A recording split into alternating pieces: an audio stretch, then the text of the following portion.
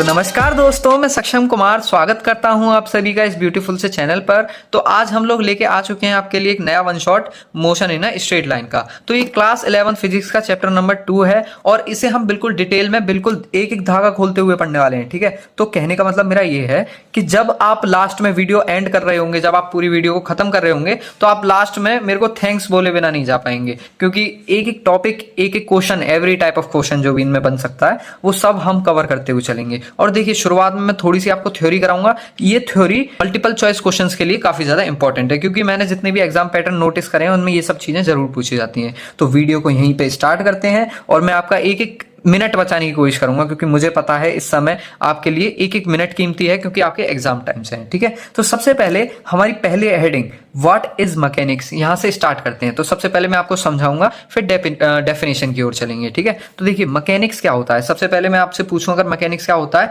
तो आप मेरे से बोलेंगे कि भैया ये फिजिक्स की एक ऐसी ब्रांच होती है जिसमें कि हम ऑब्जेक्ट्स के मोशन के बारे में स्टडी करते हैं। It is the branch of physics in which we study about the motion of objects. ठीक है, तो यहां पे डेफिनेशन में लिख देता हूं थोड़ी फास्ट फॉरवर्ड करके।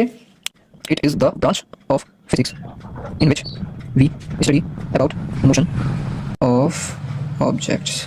ठीक है, ये फिजिक्स की एक ऐसी ब्रांच है जिसमें कि हम ऑब्जेक्ट्स के मोशन के बारे में पढ़ते हैं। ठीक है, मतलब कहने का मतलब ये है, फिजिक्स की काफी ब्रांचेस होती हैं, जैसे कि थर्मोडायनेमिक्स हो गया जिसमें हीट वगैरह के बारे में पढ़ा जाता है, रे ऑप्टिक्स हो गया जिसमें लाइट वगैरह के बारे में पढ़ा जाता है। वैसे ही एक ब्रांच है आपकी मैकेनिक्स, जिसमें ऑब्जेक्ट्स के मोशन के बारे में, आखिर ये ऑब्जेक्ट मोशन क्यों कर रहा है, कैसे कर रहा है, वो सब चीजें पढ़ी जाती हैं। ठीक है, अब देखिए मैकेनिक्स की और ब्रांचेस होती है, मतलब मैकेनिक्स को भी हम 3 पार्ट्स में और तोड़ देते हैं। सबसे पहला पार्ट होता है आपका स्टैटिक्स, दूसरा पार्ट होता है काइनेमेटिक्स, तीसरा डायनेमिक्स। ठीक है, क्लास 11 फिजिक्स में आपको बस ये दो, डायनेमिक्स और काइनेमेटिक्स, ये 2 पार्ट्स पढ़ने हैं। ठीक है, मैं आपको इनको ब्रीफ में भी बताता हूं आखिर ये होते क्या है। सबसे पहले स्टैटिक्स की अगर बात करें तो स्टैटिक्स वर्ड जहां पे भी आ जाए आप वहां पे रुका हुआ समझेंगे किसी चीज को। स्टैटिक्स खास तौर पे यूज करा जाता है कोई भी चीज अगर रुकी हुई तो हो, तो है ना। तो स्टैटिक्स यहां पे क्या हो जाएगा, स्टैटिक्स फिजिक्स की वो ब्रांच है, या फिर मैं बोलूं मैकेनिक्स की वो ब्रांच है जिसमें कि हम in which we study about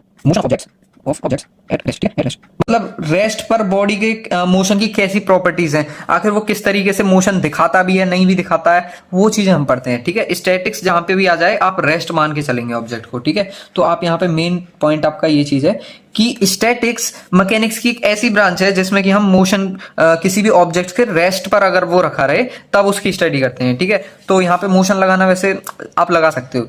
In which मतलब statics is the branch of mechanics in which we study about objects at rest। ठीक है, ये इसकी सही डेफिनेशन बनेगी। अब देखिए काइनेमेटिक्स क्या होता है।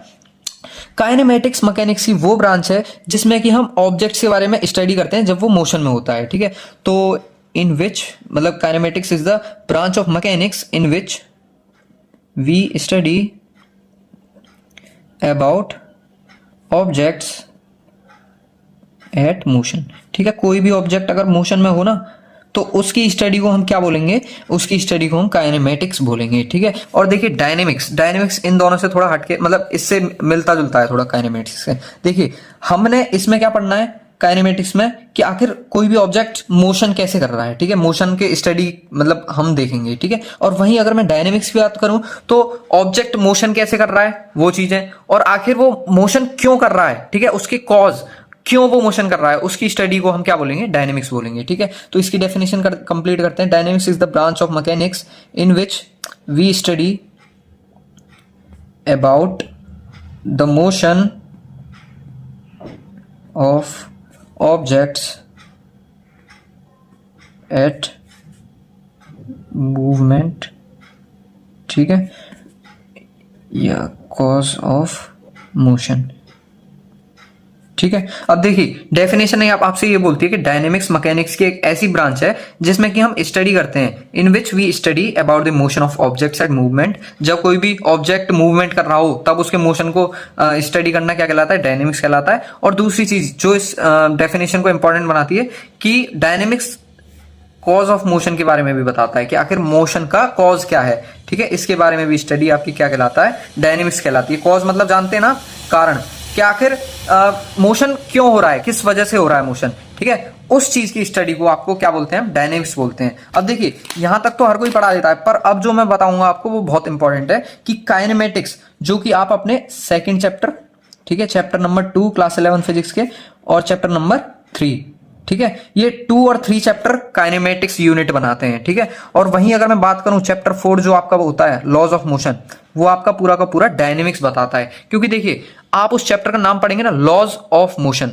आखिर मोशन के लॉज क्या है, नियम क्या है ना, कारण क्या है, तो वही चीज आपकी डायनेमिक्स कहलाती है। तो मेरे ख्याल से आपको ये तीनों पार्ट्स क्लियर होंगे। अब मूव करते हैं स्टेट ऑफ बॉडी पर। ये टॉपिक आपको ये बताता है कि कोई भी बॉडी है तो उसकी सिर्फ 2 स्टेट हो सकती हैं पॉसिबल। कहने का मतलब ये है कि कोई भी बॉडी सिर्फ 2 स्टेट में पाया जा सकता है इस दुनिया में। कैसे?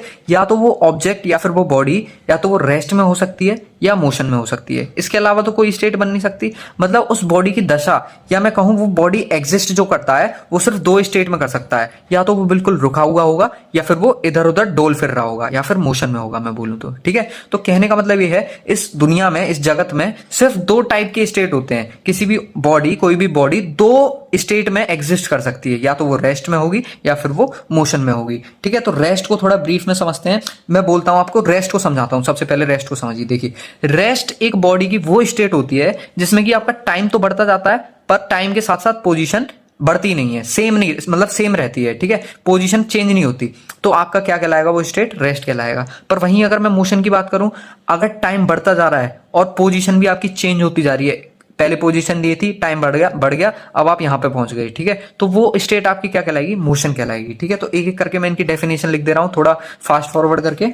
अब देखिए डेफिनेशन अगर आप इनकी रीड करेंगे तो रेस्ट कौन सी स्टेट होती है बॉडी की, वो स्टेट होती है, it is the state of body in which body can not changes its position with time, जिसमें कि बॉडी अपनी पोजीशन चेंज नहीं करती टाइम के साथ, ठीक है। और वहीं अगर हम मोशन की डेफिनेशन की बात करें तो ये बॉडी की वो स्टेट है जिसमें कि बॉडी अपनी पोजीशन को चेंज करती रहती है टाइम के साथ, ठीक है। मेरे ख्याल से डेफिनेशन क्लियर होगी। अब एक एग्जांपल बताता हूं। सबसे पहले एग्जांपल फील लेने की कोशिश कर लिए, मतलब एग्जांपल को फील लेने की कोशिश करिए। देखिए रेस्ट वो स्टेट होती है जिसमें कि ऑब्जेक्ट रुका रहता है, जैसे कि एक पेड़ खड़ा है, ठीक है, ए ट्री स्टैंड, ठीक है, एक पेड़ खड़ा है, जैसे या फिर मैं बोलूं एक पेड़ के सहारे कोई भी घर खड़ा है ना, या एक बच्चा खड़ा होके अपने दोस्त के साथ खेल रहा है। खड़े होके कौन सा गेम खेला जाता है, स्टोन पेपर सीजर खेल रहा है मान के चलो, ठीक है। तो वो सब चीजें आपकी क्या कहलाएंगी, वो स्टेट आपकी कहलाएगी रेस्ट, ठीक है। और मोशन का अगर मैं आपको एग्जांपल दूं, ए ट्रेन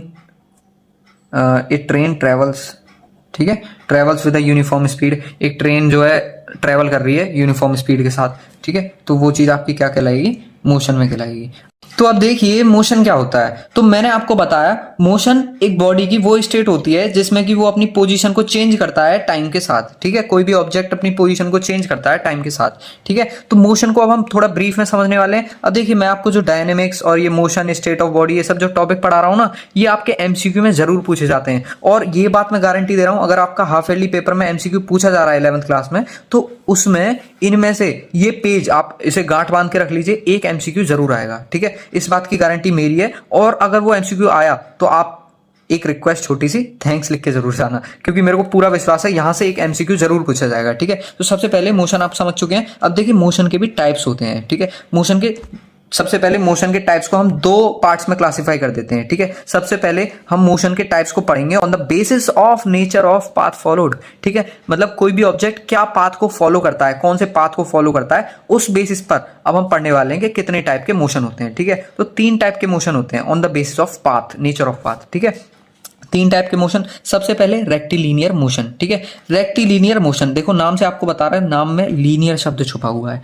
मतलब जो भी मोशन स्ट्रेट लाइन में हो रहा है उसे हम बोलेंगे रेक्टिलिनियर मोशन, ठीक है। कोई भी ऑब्जेक्ट अगर कोई भी मोशन को परफॉर्म कर रहा है on the straight path, then its motion is called rectilinear motion, ठीक है। तो मैं यहां पे डेफिनेशन लिख दे रहा हूं, it is the motion in which the object follows straight path, ठीक है। अब देखिए डेफिनेशन में यहां पे लिख चुका हूं, ये मोशन है ना, ये वो टाइप का मोशन होता है जिसमें कि कोई भी ऑब्जेक्ट स्ट्रेट पाथ को फॉलो करता है, ठीक है। तो सबसे पहले आपका रेक्टिलिनियर कवर हो गया। अब देखिए सर्कुलर मोशन क्या होता है। सर्कुलर मोशन, ये भी आपको नाम से क्लियर हो गया होगा। अगर कोई भी ऑब्जेक्ट, ठीक है, अगर कोई भी ऑब्जेक्ट सर्कुलर पाथ पे मोशन कर रहा है बार बार, तो उस मोशन को हम क्या बोलेंगे, सर्कुलर मोशन, ठीक है। मैं यहाँ पे डेफिनेशन लिख देता हूं, it is the motion in which the object follows circular path। ठीक है, डेफिनेशन आपकी लिख चुकी है। अब देखिए मैं यहाँ पे डेफिनेशन लिख दे रहा हूँ पहले तीनों की, फिर एक एक एग्जांपल आपको बता दूंगा। ठीक है, अब देखिए ऑसिलेटरी मोशन क्या होता है। ऑसिलेटरी मोशन मतलब वो मोशन जिसमें कि कोई भी ऑब्जेक्ट बार बार आगे पीछे आगे पीछे आगे पीछे मोशन कर रहा है। ठीक है, जैसे कि अगर मैं बात करूं आपसे कि जो आपका पेंडुलम आपकी आपने देखा होगा जो अलार्म वाली घड़ियां होती हैं, जो बड़ी घड़ियां होती हैं, ठीक है, उनमें एक पेंडुलम लगा होता है। ठीक है, पेंडुलम लगा होता है, वो पेंडुलम क्या करता है, आगे पीछे आगे पीछे आगे पीछे आगे पीछे। ठीक है, तो वो उस पेंडुलम का मोशन क्या कहलाएगा, ऑसिलेटरी मोशन। ठीक है, तो इसकी डेफिनेशन भी सिंपल सी है, it is the motion in which the object follows to and fro motion. ठीक है, तो डेफिनेशन आपकी ये है कि ये वो मोशन होता है जिसमें कि कोई भी object to and fro motion को फॉलो करता है। तो टू एंड फ्रो मतलब पीछे आगे, back and forth back and forth back and forth. ठीक है, जहां भी टू एंड फ्रो लिखा जाए वहां पे आप बैक एंड फोर्थ भी लिख सकते हैं। ठीक है, आगे पीछे इसको जो है आगे पीछे वाला मोशन कहते हैं। मतलब कोई भी चीज आगे जा रही है, बार बार पीछे आ रही है, आगे पीछे, उसे हम क्या बोलेंगे, ऑसिलेटरी मोशन बोलेंगे। ठीक है, अब देखिए on the basis of number of coordinates कितने टाइप के मोशन होते हैं, तो ये भी तीन टाइप्स के होते हैं। सबसे पहले one dimensional motion, to dimensional motion, three dimensional motion. ठीक है, तो हाँ उससे पहले हम एग्जांपल्स कर ले रहे हैं इनके। जैसे कि अगर मैं रेक्टिलिनियर मोशन की बात करूं, car moves on a straight road, on a straight road. ठीक है, अगर कोई कार आपकी स्ट्रेट रोड पर जा रही है तो उसका मोशन आप क्या कहलाओगे, मतलब उसका मोशन क्या कहलाएगा, रेक्टिलिनियर मोशन कहलाएगा। ठीक है, सर्कुलर मोशन की अगर हम बात करें, a man run 2 kilometre on a circular track, 2 kilometre 5 kilometre जितना भी दौड़ा, पर दौड़ किस पर रहा है, सर्कुलर ट्रैक पर दौड़ रहा है। ठीक है, तो इसलिए उसका मोशन क्या कहलाएगा, सर्कुलर मोशन कहलाएगा। Oscillatory motion, motion of pendulum. ठीक है, पेंडुलम का मोशन आपका क्या होता है, ऑसिलेटरी मोशन होता है, ये चीज ध्यान रखना बस। अब देखिए वन डायमेंशनल मोशन, देखो डायमेंशन मेरे ख्याल से आपको अभी तक जान चुके होंगे, अगर नहीं जानते तो मैं आपको थोड़ा बेसिक आइडिया दे देता हूं। डायमेंशन आपकी तीन डायमेंशंस होती हैं। ठीक है, अभी तक हमें तीन डायमेंशंस नोन है, x axis, y axis, z axis. ठीक है, एक्सिस से भी आप जान सकते हैं, फिर आप डायमेंशन से जान लीजिए। ठीक है, क्योंकि तीन डायमेंशन नोन है, one dimension, two dimension, three dimension. ठीक है, x axis, y axis, z axis. तो देखिए जिस मोशन में एक ही डायमेंशन या फिर मैं बोलूं एक ही एक्सिस का यूज होता है उसे हम वन डायमेंशनल मोशन कहते हैं।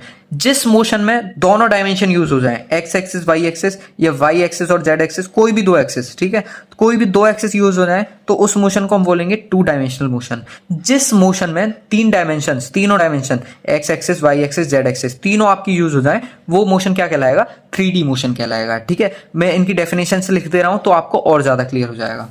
तो अब देखिए वन डायमेंशनल मोशन डेफिनेशन क्या कहती है इसकी, कि अगर कोई भी ऑब्जेक्ट स्ट्रेट लाइन में मूव करे तो हम उस ऑब्जेक्ट के मोशन को क्या बोलेंगे, वन डायमेंशनल मोशन बोलेंगे। ठीक है, हम थोड़े एग्जांपल्स थोड़े इंटरेस्टिंग लेंगे ताकि आपको याद होता रहे साथ के साथ। मान के चलिए मैं आपको रेगिस्तान में छोड़ देता हूं, ठीक है, या फिर मैं आपको राजस्थान या कोई भी ऐसे मतलब ऐसे गर्म इलाके में मैं आपको छोड़ देता हूं जिसमें कि बिल्कुल बंजर पड़ा हुआ है, जमीन बिल्कुल बंजर पड़ी है। तो आप क्या करेंगे, एक स्ट्रेट लाइन में मूव करेंगे। आप सोच के ये मूव करेंगे कि मैं अगर सीधी लाइन में जाऊंगा तो मेरे को कहीं ना कहीं आबादी मिल जाएगी, कहीं ना कहीं मेरे को लोग मिल जाएंगे। तो उस टाइम जो आप मोशन करेंगे वो क्या होगा, मोशन ही स्ट्रेट लाइन होगा। या फिर मैं बोलूं आप में उसकी उस मोशन में आपकी बस एक ही एक्सिस यूज हो रही होगी, इसलिए उसे वन डायमेंशनल मोशन बोलेंगे। ठीक है, या फिर एक आसान अगर मैं एग्जांपल दूं, ए चींटी move on a straight line. ठीक है, अगर कोई चींटी एक स्ट्रेट लाइन पर मूव कर रही है, या मैं बोलूं एक धागे पर चल रही है ना, मैंने अगर एक धागे पर एक चींटी को छोड़ दिया, मैंने कि चल,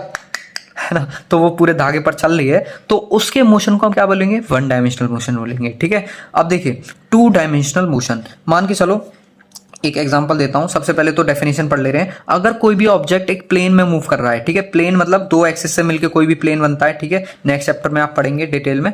अगर कोई भी ऑब्जेक्ट एक प्लेन में मूव कर रहा है तो उसके मोशन को हम क्या बोलेंगे, टू डायमेंशनल मोशन बोलेंगे। एग्जाम्पल के लिए मैं आपको लिखता हूं, ए पुलिस मैन रैन बिहाइंड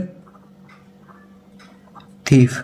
ठीक है, अगर कोई पुलिसमैन थीफ चोर के पीछे भाग रहा है तो इसका मतलब वो कौन सा मोशन कर रहा है, 2D मोशन। क्योंकि आपको तो पता ही होगा कि कभी भी चोर एक दिशा में नहीं भागता, कभी इधर भागेगा कभी इधर भागेगा, मतलब जिग जैग मोशन करेगा वो, ठीक है। तो उसके मोशन को आप क्या बोलोगे, 2 डायमेंशनल मोशन बोलोगे, ठीक है। 3 डायमेंशनल मोशन मान के चलो, एक मधुमक्खी को मैंने छोड़ दिया, ठीक है, बहुत दिनों से पकड़ रखा था, मेरा मन करा मैंने उसे छोड़ दिया, तो वो मधुमक्खी भाई बैठी तो रहेगी नहीं, वो कभी इधर भागेगी कभी उधर भागेगी कभी उड़ेगी, मतलब तीनों एक्सेस यूज करेगी वो आराम से। वो तो खुली होती है, मतलब उसके पंख भी होते हैं, तो उड़ सकती है वो, है ना। तो कुल मिला के कोई भी ऑब्जेक्ट अगर स्पेस में मूव कर रहा है ना, स्पेस में बोल लो, या फिर वो तीनों एक्सिस का यूज कर रहा है, तो उसका मोशन क्या हो जाएगा, 3 डायमेंशनल मोशन हो जाएगा, ठीक है। इसका अगर हम बेस्ट एग्जांपल लिखें, a bee fly in the sky, ठीक है। एक और एग्जांपल दे देता हूं, और ये एग्जांपल आपसे पूछा जाता है, जैसे कि द अर्थ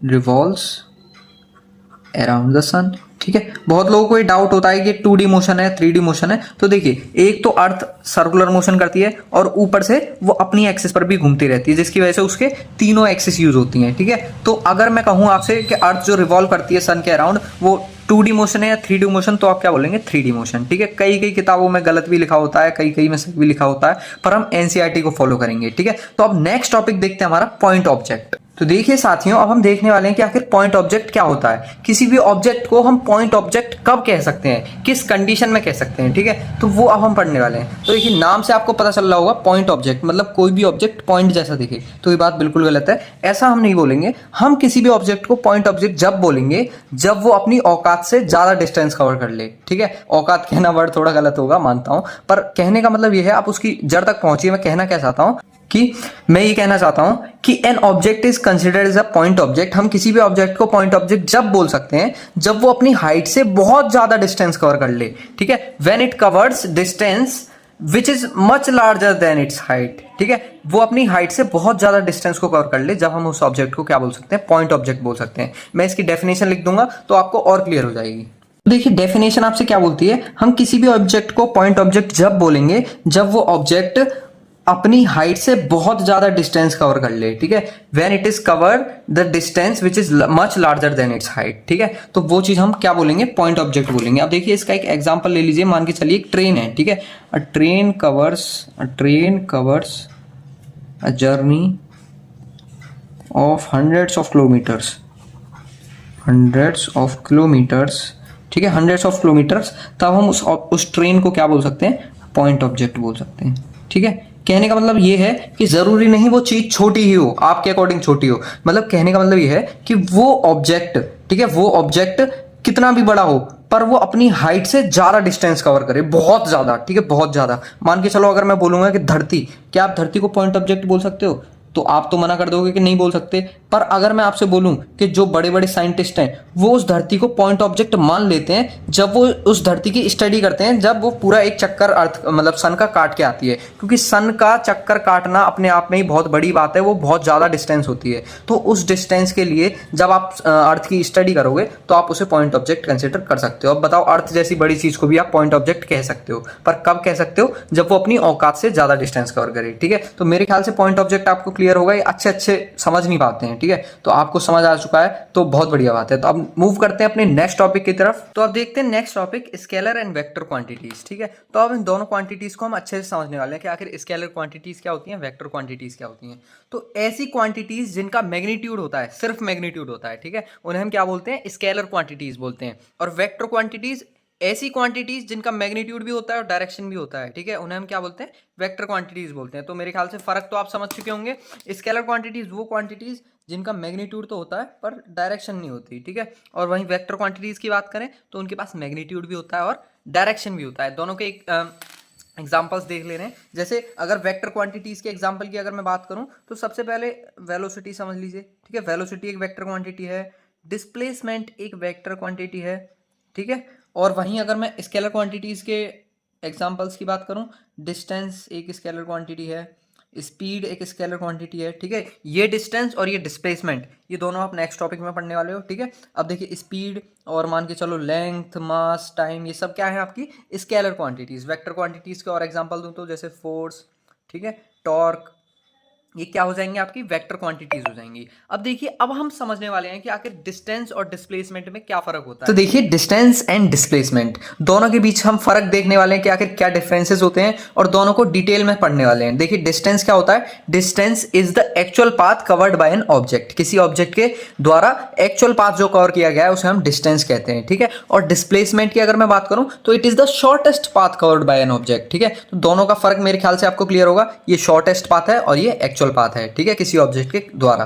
तो देखिए, अगर मैं बात करूं डिस्टेंस की डेफिनेशन की, तो यहां पे मैं लिख देता हूं, ठीक है। तो देखिए, it is actual path covered by an object. ये वो डिस्टेंस है या वो पाथ है जो कि एक्चुअली में हम ट्रेवल करते हैं, कवर करते हैं, ठीक है। तो it is the actual path covered by an object. किसी ऑब्जेक्ट के द्वारा जो एक्चुअली पाथ कवर जो करा गया है उसे हम डिस्टेंस कहते हैं। डिस्प्लेसमेंट की अगर मैं बात करूं तो यहाँ पे ये मैंने इंपॉर्टेंट लाइन लिख दी है कि it is the shortest path. किन दो पॉइंट्स के बीच की शॉर्टेस्ट पाथ है? पर इनिशियल और फाइनल पॉइंट के, ठीक है। जो जहां से हम मोशन को स्टार्ट करते हैं, ठीक है, जहां से हम पाथ कवर करना चालू करते हैं और जहां पर पाथ कवर करना खत्म कर दें, उन दोनों के बीच जो शॉर्टेस्ट पाथ है वो क्या कहलाएगा? आपका डिस्प्लेसमेंट कहलाएगा, ठीक है। अब देखते हैं दोनों के बीच फर्क क्या होता है, डिफरेंस क्या होता है। तो सबसे बड़ा फर्क तो यही होता है कि डिस्टेंस जो है आपकी स्केलर क्वांटिटी होती है, ठीक है, स्केलर क्वांटिटी। और वहीं अगर मैं बात करूं डिस्प्लेसमेंट की, तो एक ऐसी क्वांटिटी है, वेक्टर क्वांटिटी है।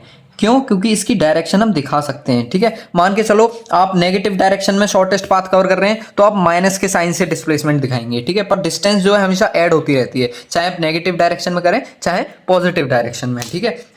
देखिए, दोनों के डायमेंशन की अगर बात करें तो इसका डायमेंशन होता है, देखो, डिस्टेंस का डायमेंशन होता है मीटर, ठीक है। मीटर मतलब इसे हम लिखेंगे एल, ठीक है, लेंथ है ना। तो लेंथ मतलब m0 l1 t0, ठीक है, इसका डायमेंशन हो गया डिस्टेंस का। और वहीं अगर वेलोसिटी, ये डिस्प्लेसमेंट की अगर डायरेक्शन की बात करें तो इसका भी डायमेंशन बिल्कुल सेम होता है, क्योंकि इसकी भी एक टाइप से ये भी एक लेंथ है। लेंथ की यूनिट तो हम मीटर पढ़ते हैं, ठीक है। और वहीं अगर इसके डायमेंशन की अगर मैं बात करूँ तो m0 l1 t0, ठीक है। ये जो लिखी हुई है ना ये चीज़, ये क्या है? इनकी यूनिट है, ऐसा यूनिट, मीटर, ठीक है, यूनिट है इसकी, ध्यान रखना ये चीज़। अब देखो, जो इनमें सबसे मेन डिफरेंस है वो यहाँ पे लिखने जा रहा हूँ मैं, कि डिस्टेंस जो है ऑलवेज पॉजिटिव होती है, ठीक है। चाहे आप नेगेटिव डायरेक्शन में कवर करो, चाहे आप उल्टा जाओ, सीधा जाओ, तिरछा जाओ, कैसा भी जाओ, डिस्टेंस हमेशा ऐड होती रहती है। और वहीं अगर मैं बात करूं डिस्प्लेसमेंट की, डिस्प्लेसमेंट कैन बी पॉजिटिव। ये पॉजिटिव भी हो सकती है, नेगेटिव भी हो सकती है, और जीरो भी हो सकती है, और जीरो, ठीक है। It can be positive, negative और जीरो, ठीक है। वो चाहे जीरो भी हो सकती है। अगर मान के चलो आप एक जगह से स्टार्ट करके वापस उसी जगह पर लौट आए तो डिस्प्लेसमेंट आपकी जीरो होगी। अगर आप नेगेटिव डायरेक्शन में पाथ कवर करें तो डिस्प्लेसमेंट आपकी नेगेटिव होगी। पर आप पॉजिटिव डायरेक्शन में, सीधे डायरेक्शन में अगर आप डिस्प्लेसमेंट कवर करते हैं तो वो मतलब पाथ कवर करते हैं तो वो पॉजिटिव हो जाएगी, ठीक है। तो मेरे ख्याल से यहाँ तक क्लियर होगा। डिस्प्लेसमेंट को हम किससे डिनोट करते हैं? इट इज डिनोटेड एज, या तो हम एस एक्स वेक्टर से दिखा देते हैं, एस वेक्टर से। अब देखो, क्योंकि ये वेक्टर क्वांटिटी है इसलिए इसके ऊपर वेक्टर लगाना जरूरी है, ये भी आप इस चैप्टर में समझने वाले हो, ठीक है। और ये इट इज डिनोटेड बाय, अब देखो डिस्प्लेसमेंट के ऊपर से आप बस वेक्टर साइन हटा दो, वही आपका डिस्टेंस का डिनोशन हो जाता है, ठीक है। उसे हम ऐसे डिनोट करते हैं। अब देखिए, डिस्टेंस का फॉर्मूला अगर मैं आपसे पूछूं तो डिस्टेंस जो है, मान के चलो आप पाथ कवर कर रहे हैं, ठीक है। तो मान के चलो दो पार्ट्स में आपने पाथ कवर करा, तो जो आपका x1 होगा, ठीक है, path covered in first part plus path cover in second part, ठीक है। मतलब ये हमेशा ऐड होता है, मान के चलो, ठीक है। या हमेशा क्या होता है? ऐड होता है। ये आपका ओवरऑल डिस्प्लेसमेंट मतलब डिस्टेंस हो गया। और वहीं अगर मैं डिस्प्लेसमेंट के फॉर्मूले की बात करूं, ठीक है, तो डिस्प्लेसमेंट, ध्यान रखना एक चीज हमेशा कि एक्स नेट, या मैं बोलूं डिस्प्लेसमेंट हमेशा किसके बराबर होता है? डिस्प्लेसमेंट हमेशा बराबर होता है। मान के चलो आप पॉजिटिव डायरेक्शन में एक पाथ कवर करते हो, एक नेगेटिव डायरेक्शन में, तो हमेशा ध्यान रखना x2 माइनस x1, ठीक है। या फिर मैं बोलूं, अगर आपसे फॉर्मूला सही से बोलूं तो final position minus initial position के बराबर होता है आपका एक्स नेट, ठीक है, डिस्प्लेसमेंट। ध्यान रखना इस चीज को। मैं जब क्वेश्चन में लगाऊंगा ना, क्वेश्चन में न्यूमेरिकल्स में जब मैं लगाऊंगा तो आपको ये चीज अच्छे से क्लियर होने वाली है, ठीक है। अब और देखिए, एक इंपॉर्टेंट रिलेशन आप इन दोनों में क्या याद रखेंगे कि डिस्टेंस जो है ना, डिस्टेंस हमेशा डिस्प्लेसमेंट से बड़ा ही होगा, कभी छोटा नहीं होगा, ठीक है। बराबर हो सकता है, इसलिए ठीक है, ये साइन लगाएंगे हम, या तो बड़ा होगा डिस्टेंस हमेशा डिस्प्लेसमेंट से, या फिर बराबर होगा। पर कभी भी दोनों जो है, मतलब डिस्प्लेसमेंट जो है डिस्टेंस से बड़ा हो नहीं सकता। ये केस जो है अनडिफाइंड हो जाता है, ठीक है। अब नेक्स्ट मूव करते हैं हम अपने नेक्स्ट टॉपिक की तरफ, स्पीड एंड वेलोसिटी। अब देखते हैं स्पीड एंड वेलोसिटी। यहाँ से आपके इंपॉर्टेंट टॉपिक्स चालू हो जाते हैं। तो सबसे पहले हमारा पहला टॉपिक स्पीड समझते हैं हम कि आखिर स्पीड क्या होती है। तो देखिए यहाँ पे डेफिनेशन में मेरे ख्याल से आपको क्लियर हो रहा होगा, the distance covered by the object divided by time. हम बचपन से फॉर्मूला पढ़ते आए हैं कि स्पीड बराबर डिस्टेंस अपॉन टाइम, वही चीज़ तो यहाँ पे लिखी हुई है, कोई रॉकेट साइंस नहीं है, ठीक है। The distance covered by the object divided by the time taken by the object to cover that distance, ठीक है। आप यहाँ तक याद रखिए कि जो डिस्टेंस जो आप कवर कर रहे हैं ना, या फिर कोई भी ऑब्जेक्ट कवर कर रहा है, उसको टाइम से डिवाइड कर दीजिए। जितना उसने उस डिस्टेंस को कवर करने में टाइम लगाया उस टाइम से डिवाइड कर दीजिए। स्पीड बराबर डिस्टेंस अपॉन टाइम, ठीक है। तो स्पीड सिंपल हो जाती है। अब इसकी ऐसे यूनिट की बात करते हैं, स्टैंडर्ड यूनिट क्या हो जाती है स्पीड की। देखो स्पीड का फॉर्मूला क्या होता है, डिस्टेंस अपॉन टाइम। तो इसका मतलब डिस्टेंस की ऐसे यूनिट मीटर अपॉन में टाइम की ऐसे यूनिट सेकंड, तो मीटर पर सेकंड इसकी ऐसा यूनिट हो जाती है। वहीं अगर इसका डायमेंशनल फॉर्मूला देखें तो मीटर का डायमेंशन हम क्या लिखते हैं, लेंथ एल, है ना, और टाइम सेकंड, है ना, तो इसका लिखते हैं टी। तो क्योंकि ये इनवर्स में है तो एल टी माइनस वन, ठीक है। देखो यहाँ पे मीटर सेकंड इनवर्स, तो इसलिए हमने एल टी माइनस वन लिख दिया, ठीक है। अब देखो यहाँ पे मैंने एक एरो छोड़ रखा है, यहाँ पे ये बताने के लिए छोड़ रखा है कि स्पीड कैसी क्वांटिटी होती है, स्केलर क्वांटिटी होती है। मतलब इसकी मैग्नीट्यूड तो होता है पर इसकी डायरेक्शन नहीं होती, ठीक है। मैग्नीट्यूड होता है पर डायरेक्शन नहीं होती। अब देखो टाइप्स ऑफ स्पीड, कितने टाइप की स्पीड होती हैं, ठीक है। 3 टाइप की स्पीड नहीं बोलेंगे आप, 4 टाइप की बोलेंगे। अब देखो मैंने 3 एरो बनाया तो इसका मतलब यही थोड़ी है कि 3 टाइप की हो जाएंगी, ठीक है। तो पेशेंस रखा करो थोड़ा सा। देखो 4 टाइप की स्पीड्स होती हैं। सबसे पहले तो यूनिफॉर्म स्पीड, आप कोई नई स्पीड निकाल दो तो 5 टाइप की हो जाएंगी, ठीक है। पर हम मेजर किताबों में एनसीईआरटी में 4 टाइप की स्पीड करते हैं, uniform speed, non uniform speed, non uniform speed, और तीसरी हो जाती है आपकी एवरेज स्पीड, और चौथी हो जाती है आपकी इंस्टेंटेनियस स्पीड, इंस्टेंटेनियस स्पीड।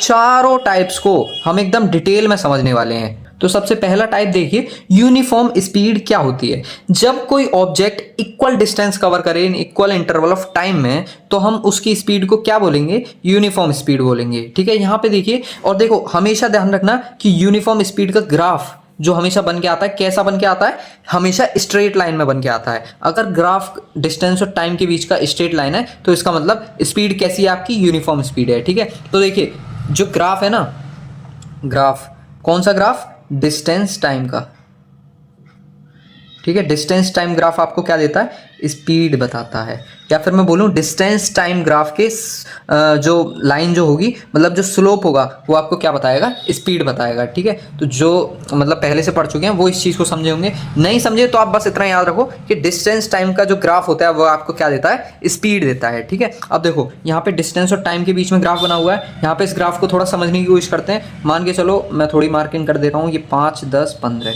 ठीक है, और ये 5, 10 और ये 15, ठीक है। अब देखो यहाँ पे हो क्या रहा है, पहले 5 सेकंड में ऑब्जेक्ट ने 5 मीटर डिस्टेंस कवर करी, मान के चलो डिस्टेंस मीटर में, ठीक है। तो पहले 5 सेकंड में ऑब्जेक्ट ने 5 मीटर डिस्टेंस कवर करी। अब देखो अगले 5 सेकंड में ऑब्जेक्ट ने क्या करा, फर्दर 5 मीटर डिस्टेंस ही कवर करी, 10 - 5 5, है ना। अब अगले 5 सेकंड में क्या करा उसने, अगले 5 सेकंड में मतलब अगले 5 सेकंड में अगर हम देखेंगे तो 15 - 10, अब भी उसने 5 मीटर डिस्टेंस कवर करी। तो इसलिए ये ग्राफ स्ट्रेट लाइन यहाँ पे क्या दिखा रहा है कि ऑब्जेक्ट की स्पीड कैसी है, यूनिफॉर्म है। चाहे आप यहाँ देख लीजिए, यहाँ पे एक पर्टिकुलर डिस्टेंस से चालू हुआ है तो इसे भी हम यूनिफॉर्म स्पीड में कंसिडर करेंगे। क्यों, क्योंकि हमें यहाँ पे सीधी लाइन दिख रही है। मेन चीज आपकी सीधी लाइन होनी चाहिए। अब बोलोगे भैया यहाँ पे भी सीधी लाइन दिख रही है, इसे भी हम यूनिफॉर्म स्पीड काउंट करेंगे तो भाई यहाँ पे आप गलत हो जाओगे, क्योंकि हमने एक और चीज पढ़ी थी कि डिस्टेंस कभी भी नेगेटिव नहीं हो सकती और आपका स्लोप किधर जा रहा है, नेगेटिव साइड में जा रहा है। तो इसलिए यूनिफॉर्म स्पीड ये इसे हम कंसिडर नहीं, इसे हम किसी भी टाइप की स्पीड कंसिडर नहीं करेंगे, ये अनडिफाइन हो जाएगा, क्योंकि डिस्टेंस आपका कभी भी नेगेटिव नहीं हो सकता, ठीक है। अब देखो नॉन यूनिफॉर्म स्पीड आपसे क्या कहती है। तो देखिए अब पढ़ते हैं एवरेज स्पीड क्या होता है। तो it is the ratio of total distance travel upon total time. Main definition ही आपकी एवरेज स्पीड की ही लिखी होती है, वो ये चीज ध्यान रखना आप, ठीक है। मतलब टोटल डिस्टेंस ट्रेवल जो करा है उससे टोटल टाइम को डिवाइड कर दो तो वो आपकी एवरेज स्पीड कहला जाती है, ठीक है। मान के चलो एक ऑब्जेक्ट है, ठीक है, उसने क्या करा, पहले t1 टाइम में कुछ x1 डिस्टेंस कवर करी, ठीक है। अब मान के चलो वो लौट रहा है, अब उसने कुछ t2 टाइम में कुछ x2 डिस्टेंस कवर करी। तो अगर मैं आपसे ओवरऑल इसकी एवरेज वेलोसिटी पूछूं तो आप मेरे से पता है क्या बोलोगे कि भैया इसकी v एवरेज वेलोसिटी क्या हो जाएगी, मतलब एवरेज स्पीड क्या हो जाएगी, टोटल डिस्टेंस मतलब x1 + x2 अपॉन में टोटल टाइम, मतलब t1 + t2, ठीक है, ऐसे हम लिख सकते हैं। या फिर अगर मैं बोलना चाहूँ यहाँ पे कि यहाँ पे एवरेज स्पीड का फॉर्मूला क्या हो जाएगा, चेंज इन डिस्टेंस, ठीक है, change in distance upon change in time, ठीक है, टाइम चेंज इन प्लस हो गया, पहले टाइम कितना था 0 सेकंड, अब टाइम कितना हो गया t1 प्लस t2 हो गया, ठीक है। और चेंज इन डिस्टेंस क्या हो गया, पहले डिस्टेंस 0 थी, फिर कितनी हो गई finally distance x1 plus x2 हो गई, ठीक है। तो ये चीज़ है आपकी, तो हम इसे ऐसे भी लिख सकते हैं वी एवरेज का फॉर्मूला। अब देखो चेंज इन, ये डेल्टा क्या बनाया मैंने, डेल्टा मतलब होता है चेंज इन, ठीक है, अगर कंफ्यूजन हो तो यहाँ पे मैंने लिख दिया है। अब देखो इंस्टेंटेनियस स्पीड क्या होता है, काफ़ी इंटरेस्टिंग टॉपिक है, यहाँ से सवाल भी पूछे जाते हैं, ठीक है, न्यूमेरिकल्स पूछे जाते हैं। अब देखिए इंस्टेंटेनियस स्पीड, आपको इसका नाम ही बता रहा होगा इंस्टेंट। इंस्टेंट मतलब किसी भी एक पर्टिकुलर क्षण पे, किसी भी एक पर्टिकुलर टाइम पे अगर मैं आपसे पूछूं तो उसे हम इंस्टेंटेनियस बोलेंगे, ठीक है। तो इंस्टेंट मतलब मैंने तुम्हें बता दिया किसी एक क्षण पे, किसी एक पर्टिकुलर टाइम पे, तो इसका मतलब इसके लिए हम टाइम क्या मानेंगे, स्मॉलर मानेंगे, ठीक है। तो स्मॉल टाइम के लिए अगर मैं आपसे स्पीड पूछूं, मान के चलो आपकी स्पीड, आप जो है स्कूटर से चल रहे हो, ठीक है, आपकी स्पीड कितनी है 100 किलोमीटर पर आवर है, मैं तुरंत आपको कॉल करता हूं कि भाई भाई भाई जल्दी अपनी स्पीड बताओ, तो आप मेरे को अगर उस इंस्टेंट पे तुरंत बताते हो मेरे को तुरंत कि ये है मेरी स्पीड, ठीक है, तो मैं आपकी स्पीड को क्या बोलूंगा, इंस्टेंटेनियस स्पीड बोलूंगा। अब उस इंस्टेंटेनियस स्पीड को बताने में आपने टाइम तो लगाया नहीं, बहुत कम टाइम लगाया, मतलब टाइम इंस्टेंटेनियस स्पीड के लिए क्या हो जाता है, नेग्लेक्टेड टू जीरो, ठीक है, टाइम अप्रोचेस टू जीरो हो जाता है। मतलब मैं change in time del t को क्या लिख सकता हूं, यहाँ पे डी टी लिख सकता हूं। डी मतलब क्या होता है, स्मॉल चेंज इन, ठीक है, मैं चेंज इन टाइम को स्मॉल चेंज इन टाइम लिख सकता हूं, ये चीज ध्यान रखना। और डी जो है मैथमेटिक्स की भाषा में डिफरेंशिएशन कहलाता है, ठीक है, क्या कहलाता है, डिफरेंशिएशन कहलाता है। अब देखो मैं फॉर्मूले को डिराइव करता हूं इंस्टेंटेनियस स्पीड के।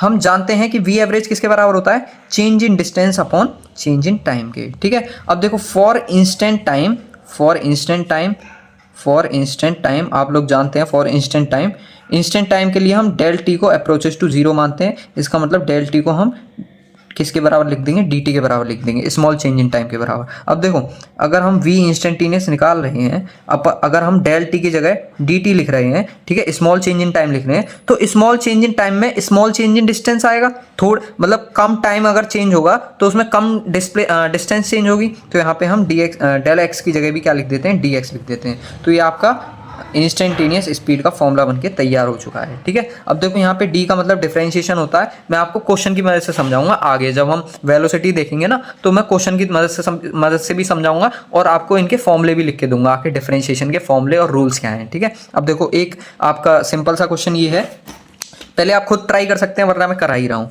देखो एक ऑब्जेक्ट है जो कि 60 किलोमीटर कवर करता है from A point to B. देखो मैं इसका डायग्राम बनाना थोड़ा रह गया है, मैं यहाँ पे बना दे रहा हूँ। ए पॉइंट से बी पॉइंट तक 60 किलोमीटर डिस्टेंस कवर करता है, ठीक है, ए पॉइंट से बी पॉइंट तक, ये आपका ए पॉइंट है और ये आपका बी पॉइंट है।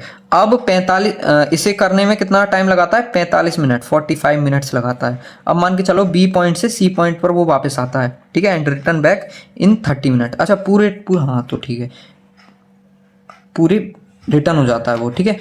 कितनी मिनट में रिटर्न होता है, मतलब 60 किलोमीटर फिर से कवर करता है वो कितनी देरी में, ये कवर करता है वो 30 मिनट्स में। अब मेरे से पूछा है कि इसकी एवरेज स्पीड बता के दे दो मेरे को, तो देखो आप वी एवरेज का फॉर्मूला क्या पढ़ के आए हैं, x1 प्लस x2 अपॉन में t1 प्लस t2, ठीक है। तो x1 की जगह आप क्या पुट करेंगे 60 किलोमीटर्स, प्लस x2 की जगह आप क्या पुट करेंगे 60 किलोमीटर, अपॉन में t1 की जगह क्या पुट करेंगे आप 45 मिनट। अब देखो या तो आप किलोमीटर पर आवर में निकाल लो अपनी स्पीड जो है, या फिर आप निकाल लो मीटर पर सेकंड में, तो हम किलोमीटर पर आवर में निकालेंगे। अब देखो 45 मिनट को हम आवर में क्या लिख सकते हैं, 1 मिनट में, मतलब 60 मिनट में 1 आवर होता है ना। तो इसका मतलब 1 मिनट में कितना आवर हो गया, 1/60 आवर, ठीक है। इसका मतलब 45 मिनट में कितना आवर हो गए, 45 मिनट में 45/60, यहाँ हमने 45 से मल्टीप्लाई करी, यहाँ भी कर दी, ठीक है। तो इसे काटेंगे पीटेंगे तो ये आपका आ जाएगा 3/4 आवर, ठीक है। मैं इसे थोड़ा बॉक्स में बंद कर दे रहा हूँ ताकि आपको दिक्कत ना हो, ठीक है।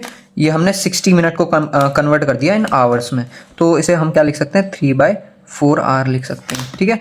प्लस क्या करेंगे हम, प्लस करेंगे t2 टाइम। अब देखो t2 टाइम को आप क्या लिख सकते हो, 30 मिनट को आप लिख सकते हो 1/2 आवर, ठीक है। तो यहाँ पे 1/2 आवर से क्या कर देंगे, प्लस कर देंगे। अब देखो ये आप प्लस करोगे तो कितना आएगा 120 किलोमीटर, अपॉन में 4 और 2 का एलसीएम लेंगे तो 4 आएगा नीचे, और ऊपर क्या आ जाएगा 3 + 2 है ना, तो मतलब 5।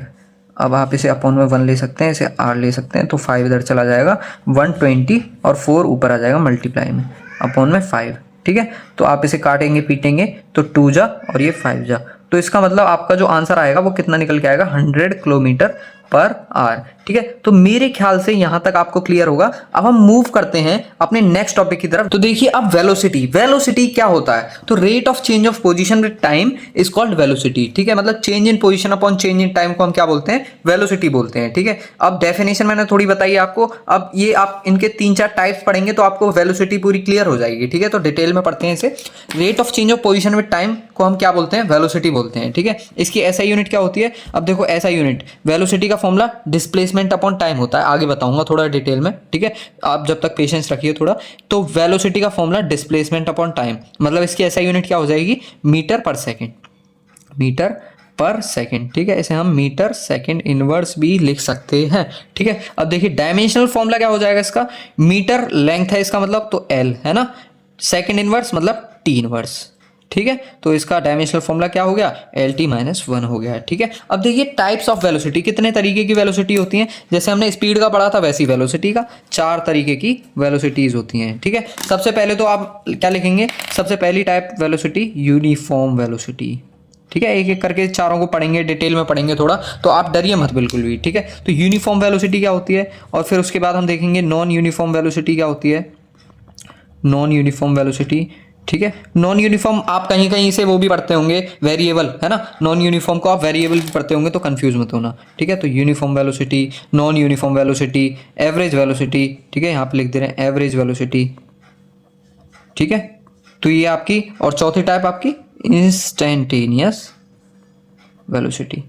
ठीक है, तो इसे थोड़ा डिटेल में पढ़ेंगे और एकदम जड़ से खत्म कर देंगे। ठीक है, मैं इनके क्वेश्चंस भी कराऊंगा थोड़ा, मैंने क्वेश्चन जो है वेलोसिटी में ज्यादा बचा के रखे हैं, वेलोसिटी में आपके बहुत क्वेश्चन बता रखे हैं मैंने, एक्सेलरेशन में बहुत बता रखे हैं, तो आप उसकी दिक्कत मत लेना कि क्वेश्चंस की कमी पड़ रही है। एंड तक ऐसा बना दूंगा कि मतलब आप इसके हर क्वेश्चन को करने के लिए एबल रहेंगे। ठीक है, तो देखिए यूनिफॉर्म वेलोसिटी क्या होती है, if the body change equal position in equal interval of time. ठीक है, बॉडी अगर समय के साथ इक्वल पोजीशन चेंज कर रही है तो उसकी वेलोसिटी को हम क्या बोलेंगे, यूनिफॉर्म वेलोसिटी बोलेंगे। ठीक है, देखो मान के चलो मैं इसकी थोड़ी रीडिंग दे रहा हूँ, यहाँ पे थोड़ा लिख दे रहा हूँ 5, 10, 15। ठीक है, इधर भी थोड़ा लिख देते हैं 5, 10 और 15। ठीक है, तो यहाँ पे थोड़ा गलत हो गया, मतलब थोड़ा ऊपर नीचे हो गया, ध्यान रखना। अब देखो बॉडी क्या कर रही है, 5 सेकंड में 5 मीटर जो है डिस्प्लेसमेंट या पोजीशन चेंज कर रही है। ठीक है, अगले 5 में देखो, अगले 5 सेकंड में फिर 5 का चेंज कर रही है। ठीक है, तो मैंने तुम्हें बताया यूनिफॉर्म वर्ड जहां भी आ जाए वहां पे ग्राफ कैसा बनेगा, स्ट्रेट लाइन ग्राफ बनेगा। ठीक है, तो यहाँ पे बॉडी क्या कर रही है, इक्वल टाइम में इक्वल पोजीशन चेंज कर रही है। तो अगर मैं यहाँ पे निकालना चाहूँ डिस्प्ले मतलब वेलोसिटी निकालना चाहूँ तो P2 माइनस P1, या मैं बोलूँ X2 माइनस X1, 5 माइनस 0। ठीक है, तो यहाँ पे करेंगे 5 माइनस 0 अपॉन टाइम, टाइम कितना है 5 सेकेंड, तो 5 से 5 काटेंगे तो 1 है ना, 1 मीटर पर सेकेंड आपकी क्या आ गई, वेलोसिटी निकल के आ गई। तो ये यूनिफॉर्म वेलोसिटी है, तो इसका मतलब कहेंगे आपके पूरे मोशन में वेलोसिटी कितनी रही है, 1 मीटर पर सेकेंड रही है। बहुत आसान तरीके से आपने अभी समझा। ठीक है, अब देखो नेक्स्ट क्या, अब यहाँ पे भी पोजीशन और टाइम मतलब इन दोनों के बीच का ग्राफ है। अब देखो यहाँ पे क्या हो रहा है कि पोजीशन पहले से ही कुछ एक्वायर कर रखी है उसने, ऑब्जेक्ट ने, तो इसे भी हम क्या बोलेंगे, यूनिफॉर्म वेलोसिटी बोलेंगे, क्योंकि स्ट्रेट लाइन ग्राफ है। अब अगर मैं यहाँ पे बोलूँ, मान के चलो पहले कुछ वेलोसिटी 5, मतलब पोजीशन कुछ 5 मीटर पे थी, कोई भी ऑब्जेक्ट 5 मीटर पे था मान के चलो। ठीक है, ये 0 और ये 5। अब मान के चलो टाइम 0 सेकेंड पे उसकी पोजीशन कितनी थी, 5 सेकेंड, 5 मीटर। अब अगले 5 सेकंड में उसकी पोजीशन कितनी थी, अब भी 5 मीटर थी, फिर अगले 5 सेकंड में तब भी 5 थी, है ना। तो इसका मतलब टाइम चेंज हो रहा है पर पोजीशन चेंज नहीं हो रही, तो इसे हम क्या बोलेंगे कि यहाँ पे वेलोसिटी कैसी है, 0 है, तो हम इसे क्या बोलेंगे, 0 वेलोसिटी बोलेंगे। ठीक है, अब देखिए नॉन यूनिफॉर्म वेलोसिटी क्या होती है आपकी। नॉन यूनिफॉर्म वेलोसिटी कब बोलेंगे हम, जब कोई बॉडी अनइक्वल पोजीशन चेंज कर रहा हो in equal interval of time, या फिर इसका उल्टा कर रहा हो, इक्वल पोजीशन चेंज कर रहा हो in equal interval of time में, तो हम उसे क्या बोलेंगे, नॉन यूनिफॉर्म वेलोसिटी बोलेंगे। नॉन यूनिफॉर्म का मैंने दूसरा नाम भी आपको बताया, वेरिएबल, है ना, तो हम इसे वेरिएबल वेलोसिटी भी बोल सकते हैं। अब देखिए ग्राफ की मदद से समझते हैं यहाँ पे क्या हो रहा है। सबसे पहले देखो पोजीशन पहले 0 थी, है ना, टाइम 0 पर पोजीशन 0 थी, फिर जैसे जैसे टाइम बढ़ता गया पोजीशन बढ़ती गई, फिर एकदम तेजी से पोजीशन बढ़ी। ठीक है, यहाँ पे देखो यहाँ पे पोजीशन कितनी थी, बहुत कम थी, फिर यहाँ पे थोड़ी ज़्यादा बढ़ गई है ना, फिर यहाँ पे अगर आप देखोगे तो पोजीशन एकदम से बढ़ गई, फिर यहाँ पे देखोगे इस टाइम पर तो यहाँ पे देखो टाइम तो भाई कांस्टेंट हो गया, पोजीशन बढ़ती जा रही है, टाइम कांस्टेंट हो गया। और ध्यान रखना टाइम कभी भी रुका हुआ पॉसिबल नहीं है, टाइम यहाँ पे स्टॉप हो गया, देख सकते हैं आप ग्राफ के मोशन को अगर ऑब्जर्व करें, पोजीशन बढ़ती जा रही है पर टाइम रुका हुआ है। अब बताओ अगर आप डेली लाइफ में देखोगे या रियल लाइफ में देखोगे तो टाइम का रुक जाना पॉसिबल है, नहीं है ना, तो इसलिए ये वाला ग्राफ क्या हो जाएगा, अनडिफाइंड ग्राफ हो जाएगा। ठीक है, ये वाला ग्राफ सही कहलाएगा क्योंकि इसमें टाइम ना तो रुका हुआ है, पोजीशन भी बढ़ रही है, टाइम भी बढ़ रहा है। ठीक है, यहाँ पे देखो अगर मैं यहाँ पे बोलूँ तो एक्सेलरेशन बहुत तेजी से हो रहा है। ठीक है, अब देखो यहाँ पे क्या हो रहा है, एक्सेलरेशन पहले बहुत तेजी से बढ़ा, फिर एक्सेलरेशन कम होता गया। ये एक्सेलरेशन वाले टॉपिक में पढ़ेंगे तो दिक्कत मत लीजिए। ठीक है, यहाँ पे वेलोसिटी एकदम से बढ़ी, फिर धीरे धीरे वेलोसिटी कम होती गई। ठीक है, अब देखो यहाँ पे क्या हो रहा है, मैंने ये डिस्टेंस टाइम ग्राफ एकदम रॉन्ग बता दिया था क्योंकि डिस्टेंस आपकी नेगेटिव नहीं हो सकती। अगर हम उसमें देखेंगे तो यहाँ पे क्या होता, अब यहाँ पे देखो पोजीशन बढ़ रही है बढ़ रही है बढ़ रही है, यहाँ पे डिस्प्लेसमेंट क्या है, मतलब या फिर मैं बोलूँ वेलोसिटी क्या है, पॉजिटिव है ना। और वहीं अगर हम इस स्लोप को ऑब्जर्व करें आगे तो यहाँ पे स्लोप नेगेटिव में जा रहा है, तो इसका मतलब ये वाला ग्राफ क्या हो जाएगा, यहाँ से नेगेटिव में हो जाएगा। इसका मतलब वेलोसिटी पहले पॉजिटिव हुई, फिर वेलोसिटी एकदम से क्या हो गई, नेगेटिव हो गई। अब देखिए अगला ग्राफ आपसे क्या कहता है कि यहाँ पे पोजीशन पहले 0 थी, ठीक है, फिर पोजीशन धीरे धीरे कम होना चालू हुई, इसका मतलब वेलोसिटी क्या हो रही है, नेगेटिव में जा रही है। ठीक है, वेलोसिटी नेगेटिव नेगेटिव नेगेटिव, फिर क्या हो रहा है कि पोजीशन फिर से कांस्टेंट हो गई, पोजीशन फिर से 0 हो गई। ठीक है, मतलब वेलोसिटी कम कम कम कम कम, ठीक है, वेलोसिटी कम, फिर वेलोसिटी क्या हो गई, फिर से 0 हो गई। ठीक है, क्यों, क्योंकि पोजीशन क्या हो गई, कांस्टेंट हो गई और टाइम आपका बढ़ता जा रहा है। ठीक है, तो यहाँ पे मेरे ख्याल से आपको क्लियर होगा। अब हम नेक्स्ट पार्ट अपना देखते हैं, एवरेज वेलोसिटी क्या होता है। ठीक है, तो average velocity it is the ratio of displacement to the time. ठीक है, डिस्प्लेसमेंट का टाइम के साथ रेशियो हम क्या बोलते हैं, वेलोसिटी बोलते हैं। ठीक है, तो देखिए अगर मैं बात करूं आपसे वी एवरेज, है ना, ध्यान रखना क्योंकि हमने स्पीड में क्या पढ़ा था, वी एवरेज पढ़ा था, मतलब इसे हमने वी ए वी से डिनोट करा था, पर क्योंकि ये वेलोसिटी है मतलब इसका कुछ ना कुछ डायरेक्शन है। यहाँ पे मैं लिखना भूल गया था, यहाँ पे लिख दे रहे हैं, ये कैसी क्वांटिटी है, वेक्टर क्वांटिटी है। ठीक है, वेक्टर क्वांटिटी है, इसलिए हम इसके ऊपर वेक्टर लगा सकते हैं। तो हमने इसके ऊपर वेक्टर लगाया, ये किसके बराबर निकलेगा, डिस्प्लेसमेंट। डिस्प्लेसमेंट मान के चलो कोई एक ऑब्जेक्ट ऐसे जा रहा है फिर वापस ऐसे आ रहा है, तो इसका मतलब x2 माइनस x1 हो जाएगी। ठीक है, या फिर मेरे ख्याल से इसे x final minus x initial, final position minus initial position लिखना ज़्यादा बढ़िया रहेगा, अपॉन में टाइम। ठीक है, टाइम कैसा, final time minus initial time. ठीक है, तो यहाँ पे आपका एवरेज वेलोसिटी का फॉर्मूला कंप्लीट हो चुका है। आप हमेशा एवरेज वेलोसिटी का फॉर्मूला ये यूज करेंगे। मैं अभी एक क्वेश्चन भी कराऊंगा आपको, वहां पे और ज्यादा क्लियर हो जाएगा। ठीक है, अब देखिए वी एवरेज का फॉर्मूला हमने क्या पढ़ा, x f minus x i upon में t two minus t one. हम इसे क्या लिख सकते हैं, वी एवरेज बराबर डेल एक्स, ठीक है, एक्स के ऊपर वेक्टर लग जाएगा अपॉन में डेल टी। ठीक है, तो अब आगे मूव करते हैं इंस्टेंटेनियस वेलोसिटी की तरफ। तो देखिए साथियों, अब हम पढ़ते हैं इंस्टेंटेनियस वेलोसिटी क्या होता है। तो the rate of change of displacement, या फिर यहाँ पे डिस्प्लेसमेंट ना लिख के हम यहाँ पे पोजीशन भी लिख सकते हैं। ठीक है, पोजीशन वर्ड ज़्यादा बढ़िया रहेगा। तो the rate of change of position with time at a particular instant. ठीक है, किसी एक इंस्टेंट टाइम पर अगर हम बात करें, the rate of change of displacement with time, उसे हम क्या बोलते हैं, इंस्टेंटेनियस वेलोसिटी बोलते हैं।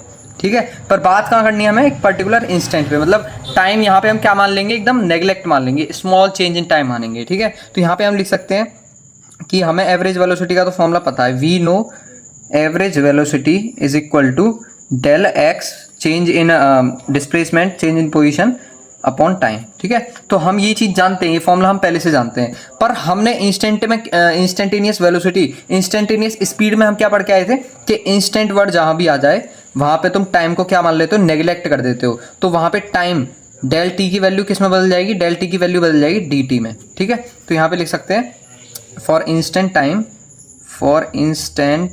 टाइम, ठीक है, डी टी की ये डेल्टा टी की वैल्यू किसके बराबर हो जाएगी, डी टी के बराबर हो जाएगी। तो यहाँ पे हम लिख सकते हैं वी इंस्टेंटेनियस किसके बराबर हो जाएगा, यहाँ पे डी एक्स अपॉन में डी टी। ठीक है, तो आपका फॉर्मूला रेडी है। अब देखो इसके बाद मैं आपको एक बार डिफरेंशिएशन रूल्स बताऊंगा, फिर इस पर बेस्ड क्वेश्चन करने वाले हैं। सबसे ज्यादा पूछे जाते हैं, ये मेरी मतलब इस चीज को आप गांठ बांध के रख लीजिए कि इस फॉर्मूले पे सबसे ज्यादा क्वेश्चन पूछे जाते हैं इस चैप्टर में। ठीक है, अब देखो एक क्वेश्चन सबसे पहले इस पर बेस्ड कर लेते हैं जो कि एवरेज वेलोसिटी पे बेस्ड होने वाला है। तो देखिए क्वेश्चन क्या बोलता है आपसे, a body moves from point A two point be in 30 seconds. ठीक है, पॉइंट ए से पॉइंट बी तक एक बॉडी 30 सेकंड में जाती है, and point B to point C in 15 seconds. ठीक है, तो ओवरऑल चेंज इन टाइम कितना हुआ, डेल्टा टी की वैल्यू कितना आ गई, पहले इनिशियल मतलब final time minus initial time. अब देखो जब मोशन स्टार्ट हुआ इनिशियली, है ना, तो टाइम कितना था, टाइम उस टाइम पे 0 था, ठीक है, तो टी आई की वैल्यू 0 हो गई, हम यहाँ पे 0 लिख सकते हैं, माइनस फाइनल टाइम कितना हो गया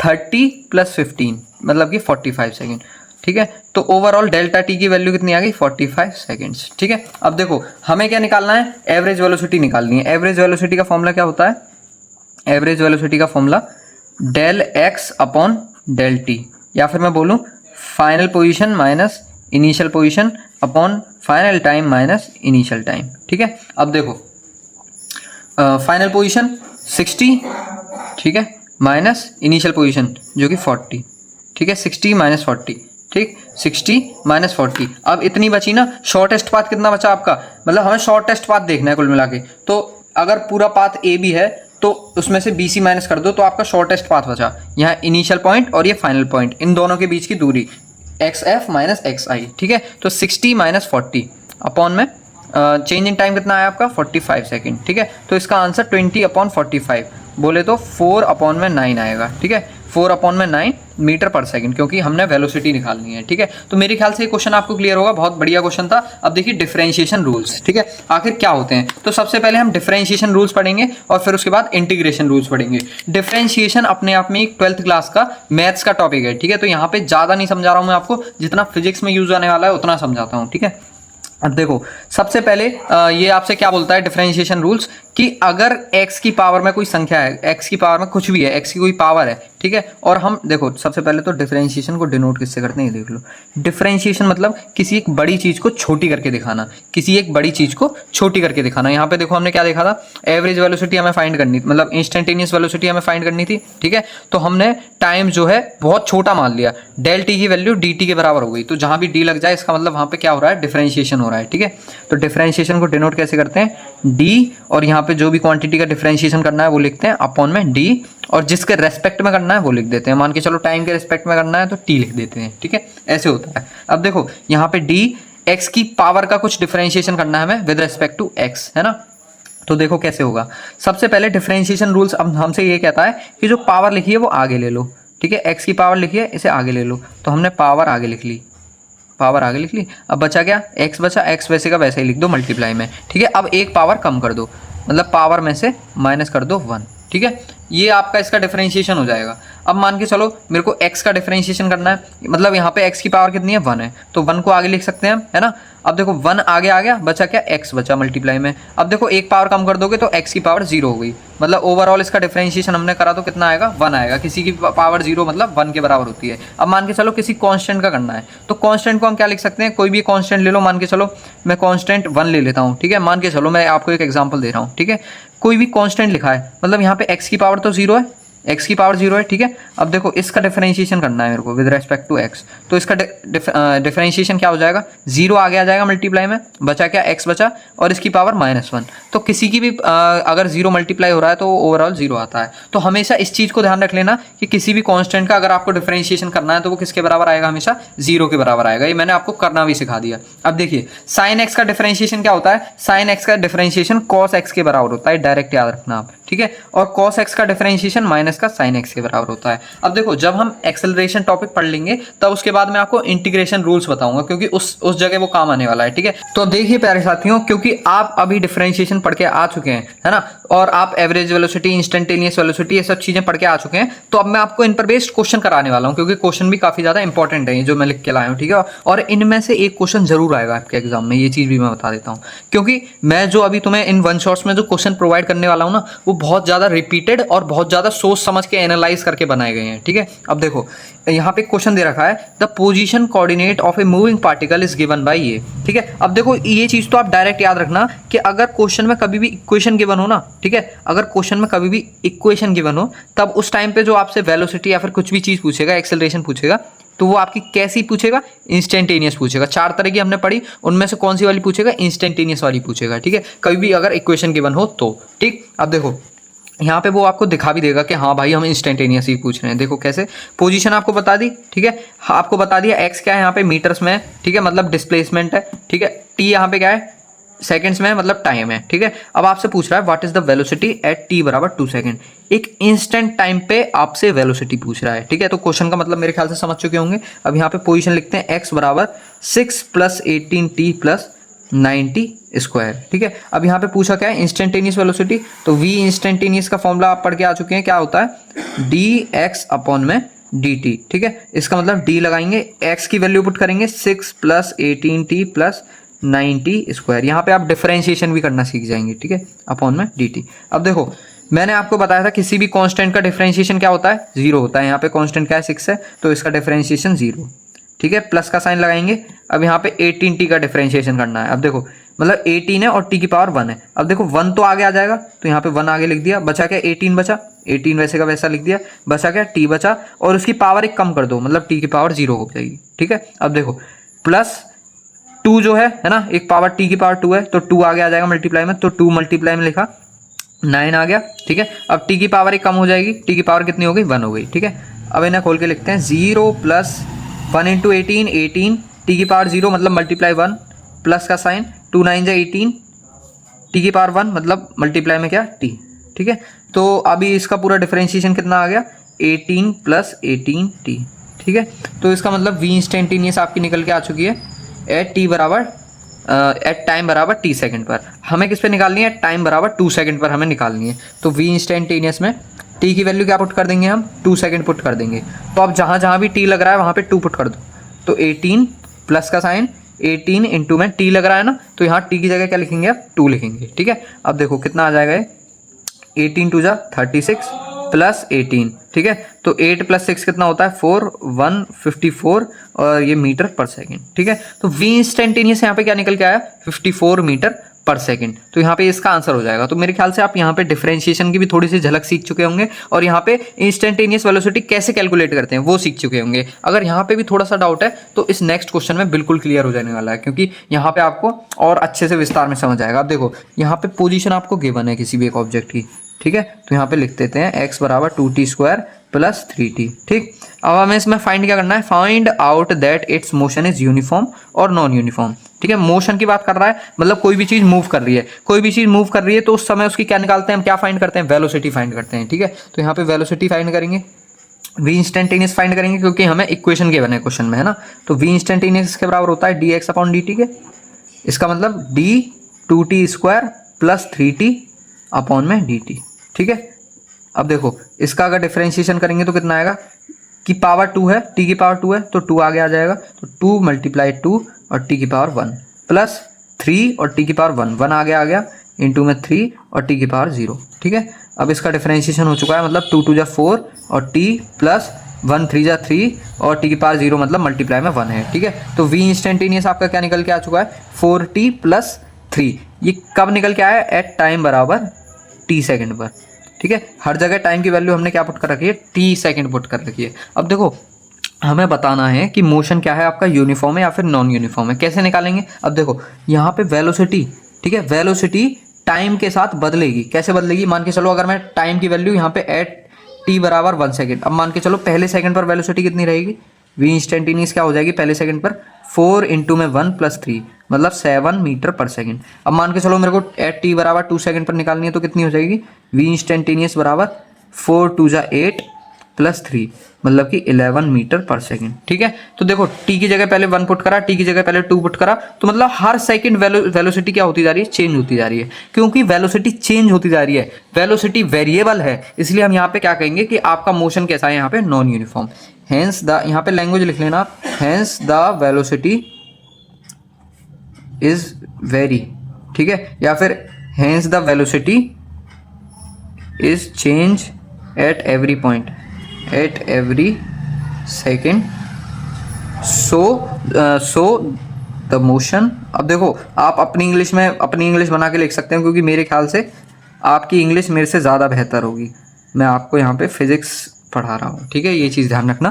तो यहाँ पे हमने क्या लिखा, hence the velocity is change at every second so the motion is non uniform, ठीक है। अगर आप अपनी कुछ भाषा बना के लिखना चाहते हैं तो आप वो भी यहाँ पे लिख सकते हैं, ठीक है। अब मूव करते हैं नेक्स्ट टॉपिक की तरफ। देखिए नेक्स्ट टॉपिक क्या है हमारा, एक्सेलरेशन, ठीक है। ये काफी ज्यादा इंपॉर्टेंट टॉपिक बन जाता है अपने आप में ही, क्योंकि इससे भी काफी सवाल पूछे जाते हैं, ठीक है। अब देखो एक्सेलरेशन क्या होता है, the rate of change of velocity with time is called acceleration. मतलब अगर वेलोसिटी के साथ, अगर मतलब टाइम के साथ अगर वेलोसिटी चेंज होती जा रही है तो हम उसे क्या कहेंगे कि वहां पे कुछ ना कुछ एक्सेलरेशन है, ठीक है। मतलब अगर टाइम बढ़ता जा रहा है और वेलोसिटी बढ़ती जा रही है तो इसका मतलब हम क्या बोलेंगे कि वहां पे वेलोसिटी प्रेजेंट है। अगर टाइम बढ़ता जा रहा है, वेलोसिटी घटती जा रही है, इसका मतलब वहां पे एक्सेलरेशन प्रेजेंट है पर इन नेगेटिव साइन, ठीक है। इसका मतलब वो उसे हम क्या कह देंगे, रिटार्डेशन कह देंगे, ठीक है।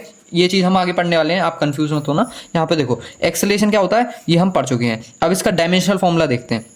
सबसे पहले डेफिनेशन से फॉर्मूला बनाने की कोशिश करते हैं, the rate of change of velocity with time. मतलब अगर हमें एक्सेलरेशन देखना हो तो हम इसे ए से डिनोट करते हैं, और ए का फॉर्मूला क्या हो जाएगा, change in velocity upon change in time, ठीक है। मतलब इसे अगर हम न्यूमेरिकल फॉर्म में लिखना चाहें तो डेल वी अपॉन में डेल टी। यहाँ पे देखो क्योंकि वेलोसिटी एक वेक्टर क्वांटिटी है इसलिए मैंने इसके ऊपर वेक्टर लगा दिया है, ठीक है। और क्योंकि वेलोसिटी से मिलकर एक्सेलरेशन बनी है, वेक्टर क्वांटिटी से मिलकर एक क्वांटिटी बनी है, तो वो भी क्वांटिटी कैसी होगी, वेक्टर क्वांटिटी होगी। तो यहाँ पे हम पॉइंट मेंशन कर देते हैं कि एक्सेलरेशन आपकी कैसी क्वांटिटी होती है, वेक्टर क्वांटिटी, ठीक है। न्यूमेरिकल मतलब मल्टीपल चॉइस क्वेश्चन आपसे पूछा जाता है, इस पे ध्यान रखना। अब देखो एक्सेलरेशन का अगर डायमेंशनल फॉर्मूला देखना हो तो फॉर्मूले से ही बनाने की कोशिश करते हैं। वेलोसिटी मतलब कि एल टी माइनस वन, ठीक है, अपॉन में चेंज इन टाइम है, मतलब अपॉन में टाइम है, ठीक है। तो क्या हो जाएगा, L T minus two. Direct आप इसका डायमेंशनल फॉर्मूला भी याद रखना क्योंकि ये काफ़ी ज़्यादा पूछा जाता है, ठीक है। अब देखो इसकी ऐसा यूनिट अगर देखें तो एल का क्या हो जाएगा, मीटर, और टी का क्या हो जाएगा, सेकंड, और क्योंकि टी की पावर -2 है इसलिए सेकंड की पावर -2, ठीक है। तो यहाँ पे आपका डायमेंशनल फॉर्मूला और एसआई यूनिट मेरे ख्याल से क्लियर होगी। अब देखते हैं कितनी तरीके के एक्सेलरेशन होते हैं। तो यहाँ पे टाइप्स ऑफ एक्सेलरेशन देखो, 4 टाइप के आपके एक्सेलरेशन होते हैं, ठीक है। चारों टाइप मैं यहाँ पे लिखने वाला हूँ। सबसे पहले तो आप पढ़ने वाले हो यूनिफॉर्म एक्सेलरेशन। जो आपने वेलोसिटी और स्पीड में पढ़ा है ना, सब चीज़ वही होंगी। यूनिफॉर्म एक्सेलरेशन में एक्सेलरेशन को शॉर्ट में लिख रहा हूँ, ठीक है, तो ध्यान रखना। दूसरा नॉन यूनिफॉर्म एक्सेलरेशन। तीसरा एवरेज एक्सेलरेशन, और चौथा इंस्टेंटेनियस एक्सेलरेशन, ठीक है। अब देखिए सबसे पहले हम पढ़ने वाले हैं कि आखिर यूनिफॉर्म एक्सेलरेशन होता क्या है, ठीक है। If an object moving with uniform acceleration, अगर कोई ऑब्जेक्ट यूनिफॉर्म एक्सेलरेशन में मूव कर रहा है तो उसका मतलब ये है कि उसकी जो वेलोसिटी जो चेंज हो रही है ना, वो इक्वली चेंज हो रही है for equal interval of time के लिए। मतलब अगर आपका टाइम इक्वल इंटरवल में बढ़ रहा है, हर सेकंड पर अगर हम चेक कर रहे हैं, या फिर हर मिनट पर चेक कर रहे हैं, या फिर हर घंटे पर चेक कर रहे हैं, तो चेंज इन वेलोसिटी क्या रहना चाहिए, इक्वल रहना चाहिए। ये चीज़ क्या बताता है, यूनिफॉर्म एक्सेलरेशन बताता है, ठीक है। तो मतलब कहने का मतलब ये है कि जो यूनिफॉर्म एक्सेलरेशन में जो वेलोसिटी और टाइम का जो ग्राफ निकलेगा वो हमेशा कैसा निकलेगा, स्ट्रेट लाइन निकलेगा, ठीक है। कैसा निकलेगा, स्ट्रेट लाइन। अब मान के चलो यहाँ पे एक वेलोसिटी और एक टाइम ग्राफ है, ठीक है, ये स्ट्रेट लाइन बता दिया। अब इसे कैसे प्रूव करें कि ये यूनिफॉर्म एक्सेलरेशन है। देखो मैं कुछ इनकी वैल्यूज दे दे रहा हूँ यहाँ पे। मान के चलो इधर 2 सेकंड, 4 सेकंड और यहाँ पे 6 सेकंड। हर 2 सेकंड बाद, हर इक्वल इंटरवल ऑफ टाइम के बाद हम चेक करेंगे कि आखिर एक्सेलरेशन क्या है, ठीक है। अब यहाँ पे चलो मान के चलो यहाँ पे कुछ 5 बड़ी, यहाँ पे भी कुछ 10 और यहाँ 15, ठीक है। 5 5 5 5 ऐसे हो रहा है कुछ। अब देखो पहले 2 सेकंड में, शुरुआती 2 सेकंड में वेलोसिटी कितनी हो गई, 5 हो गई, ठीक है, 5 हो गई। इसका मतलब अगर हम इस पॉइंट पर चेक करें तो पहले इनिशियल वेलोसिटी मतलब फाइनल वेलोसिटी कितनी होगी, 5 माइनस इनिशियल वेलोसिटी कितनी होगी, इनिशियल वेलोसिटी कितनी होगी, 0 थी, ठीक है, अपॉन में चेंज इन टाइम जो कि 2 सेकंड है आपका। तो यहाँ पे एक्सेलरेशन अगर निकालेंगे तो 2.5 मीटर पर सेकंड स्क्वायर है, ठीक है। तो यहाँ से आपका फॉर्मूला भी समझ आ चुका होगा मेरे ख्याल से आपको। अब देखो अगले 2 सेकंड में अगर चेक करें, ये रहा आपका अगले 2 सेकंड में, ठीक है। तो यहाँ पे देखो अगर हम चेंज इन टाइम की अगर बात करें इस 2 सेकंड में, तो चेंज इन टाइम कितना हुआ, 4 - 2, मतलब अपॉन में क्या आ जाएगा, 2 सेकंड आ जाएगा। और ऊपर वेलोसिटी कितनी चेंज हुई, 10 - 5 मतलब कि 5 चेंज हुई। तो ऊपर जो एक्सेलरेशन की वैल्यू आएगी वो क्या आएगी, 2.5 मीटर पर सेकंड स्क्वायर, ठीक है। तो मेरे ख्याल से आपको यहाँ पे ये चीज़ दिख रही होगी कि एक्सेलरेशन जो है हर पॉइंट पर, या मैं बोलूँ पूरे मोशन में क्या रहा, पूरे हमने जो इसका पार्ट ट्रैक जो करा हमने, उसमें कितना एक्सेलरेशन रहा, 2.5 मीटर पर सेकंड स्क्वायर का। मतलब वेलोसिटी एक कांस्टेंट उससे बढ़ रही है, ठीक है। वेलोसिटी एक कांस्टेंट एक्सेलरेशन के साथ बढ़ रही है, ठीक है। तो इसलिए हमने यहाँ पे जो एक्सेलरेशन निकाला वो क्या आ रहा है, सेम आ रहा है हर पॉइंट पर, ठीक, यहाँ पे भी आप कह सकते हैं कि पहले ऑब्जेक्ट की कुछ वेलोसिटी थी और उस वेलोसिटी पे जब वो ऑब्जेक्ट पहुंचा, मान के चलो 50 किलोमीटर पर आवर पे जब ये ऑब्जेक्ट पहुंचा, जब धीरे धीरे इसने एक्सेलरेट करना चालू कर दिया, ठीक है, और जैसे जैसे ये एक्सेलरेट करता रहा वैसे वैसे इसकी वेलोसिटी भी बढ़ती रही। अब देखो नेक्स्ट ग्राफ ऑब्जर्व करने की कोशिश करते हैं। यहाँ पे क्या हो रहा है, ये इसका स्लोप कहाँ जा रहा है, पॉजिटिव डायरेक्शन में जा रहा है, तो इसलिए इसकी वेलोसिटी या फिर मैं बोलूँ एक्सेलरेशन कैसा है, यहाँ पे पॉजिटिव एक्सेलरेशन है, ठीक है। यहाँ पे देखो वेलोसिटी धीरे धीरे क्या हो रही है, कम होती जा रही है। मतलब अगर मान के चलो कोई गाड़ी चल रही है ना, उस गाड़ी में अगर आप ब्रेक मारोगे तो उसकी वेलोसिटी क्या होगी, धीरे धीरे कम होती जाएगी। तो वही चीज़ यहाँ पे हो रही है, ठीक है, वेलोसिटी धीरे धीरे कम होती जा रही है, टाइम बढ़ता जा रहा है, वेलोसिटी कम होती जा रही है। और टाइम टी पर, ठीक है, वेलोसिटी क्या हो गई, जीरो हो गई। टाइम टी पर वेलोसिटी क्या हो गई, जीरो हो गई, ठीक है। मतलब ऑब्जेक्ट क्या हुआ, रुक गया, क्या हुआ, रुक गया, ठीक है। अब देखो यहाँ पे क्या हो रहा है, नेक्स्ट ग्राफ में देखिए कि टाइम तो बढ़ता जा रहा है पर वेलोसिटी वहीं की वहीं है। मतलब अगर यहाँ पे हम देखना चाहें तो चेंज इन वेलोसिटी कितना है, मान के चलो पहले वेलोसिटी कितनी थी, 100 किलोमीटर पर आवर, ठीक है। अब लास्ट में जब ऑब्जर्व करोगे जब भी 100 किलोमीटर पर आवर थी, इसका मतलब चेंज इन वेलोसिटी कितना आया, चेंज इन वेलोसिटी कितना आया, जीरो आया। इसका मतलब change in velocity upon change in time भी क्या हुआ, जीरो हुआ। इसका मतलब एक्सेलरेशन क्या हो गया आपका, जीरो हो गया, ठीक है। तो मेरे ख्याल से एक्सेलरेशन यहाँ पे आपको क्लियर होगा कि अगर स्ट्रेट लाइन दे दे बिल्कुल एक ही पॉइंट पर, तो हम उसे क्या कहेंगे कि वहां पे एक्सेलरेशन जीरो है, ठीक है। एक और जीरो एक्सेलरेशन का एग्जाम्पल हम पढ़ेंगे आगे। अब देखिए नॉन यूनिफॉर्म एक्सेलरेशन क्या होता है। नॉन यूनिफॉर्म एक्सेलरेशन हम कब बोलेंगे, जब change in velocity is unequal for equal interval of time के लिए हो। मतलब अगर हम हर घंटे पर मोशन को ऑब्जर्व करें, हर घंटे पर वेलोसिटी को ऑब्जर्व करें, तो वो क्या होती रहे, चेंज होती रहे, हर घंटे पर वैल्यू अलग आए वेलोसिटी की, तो हम उसे क्या बोलेंगे, नॉन यूनिफॉर्म एक्सेलरेशन बोलेंगे। यहाँ पे देखो पहले घंटे में मान के चलो 1 घंटा 2 घंटा और ये 3 घंटा, ठीक है, 1 घंटा 2 घंटा और मतलब 1 किलोमीटर और 2 किलोमीटर पर आवर, ठीक है, और यहाँ पे 3 किलोमीटर पर आवर, ठीक है। यहाँ पे मैंने वेलोसिटीज भी दे दी हैं। अब देखो पहले सेकंड में वेलोसिटी कितनी थी ऑब्जेक्ट की, कुछ 1 से नीचे थी, मतलब 0.5 किलोमीटर पर आवर, ठीक है। दूसरे सेकंड में अगर आप चेक करें तो ये कितनी हो गई, 1.5 कुछ हो गई, ठीक है। अगर आप नेक्स्ट 3 सेकंड में चेक करते हैं तो वेलोसिटी कहाँ पहुंच गई, लगभग 4 घंटे के मतलब 4 किलोमीटर पर आवर के आसपास पहुंच गई। इसका मतलब वेलोसिटी का इंक्रीमेंट होता जा रहा है बहुत एक्सेलरेशन के साथ।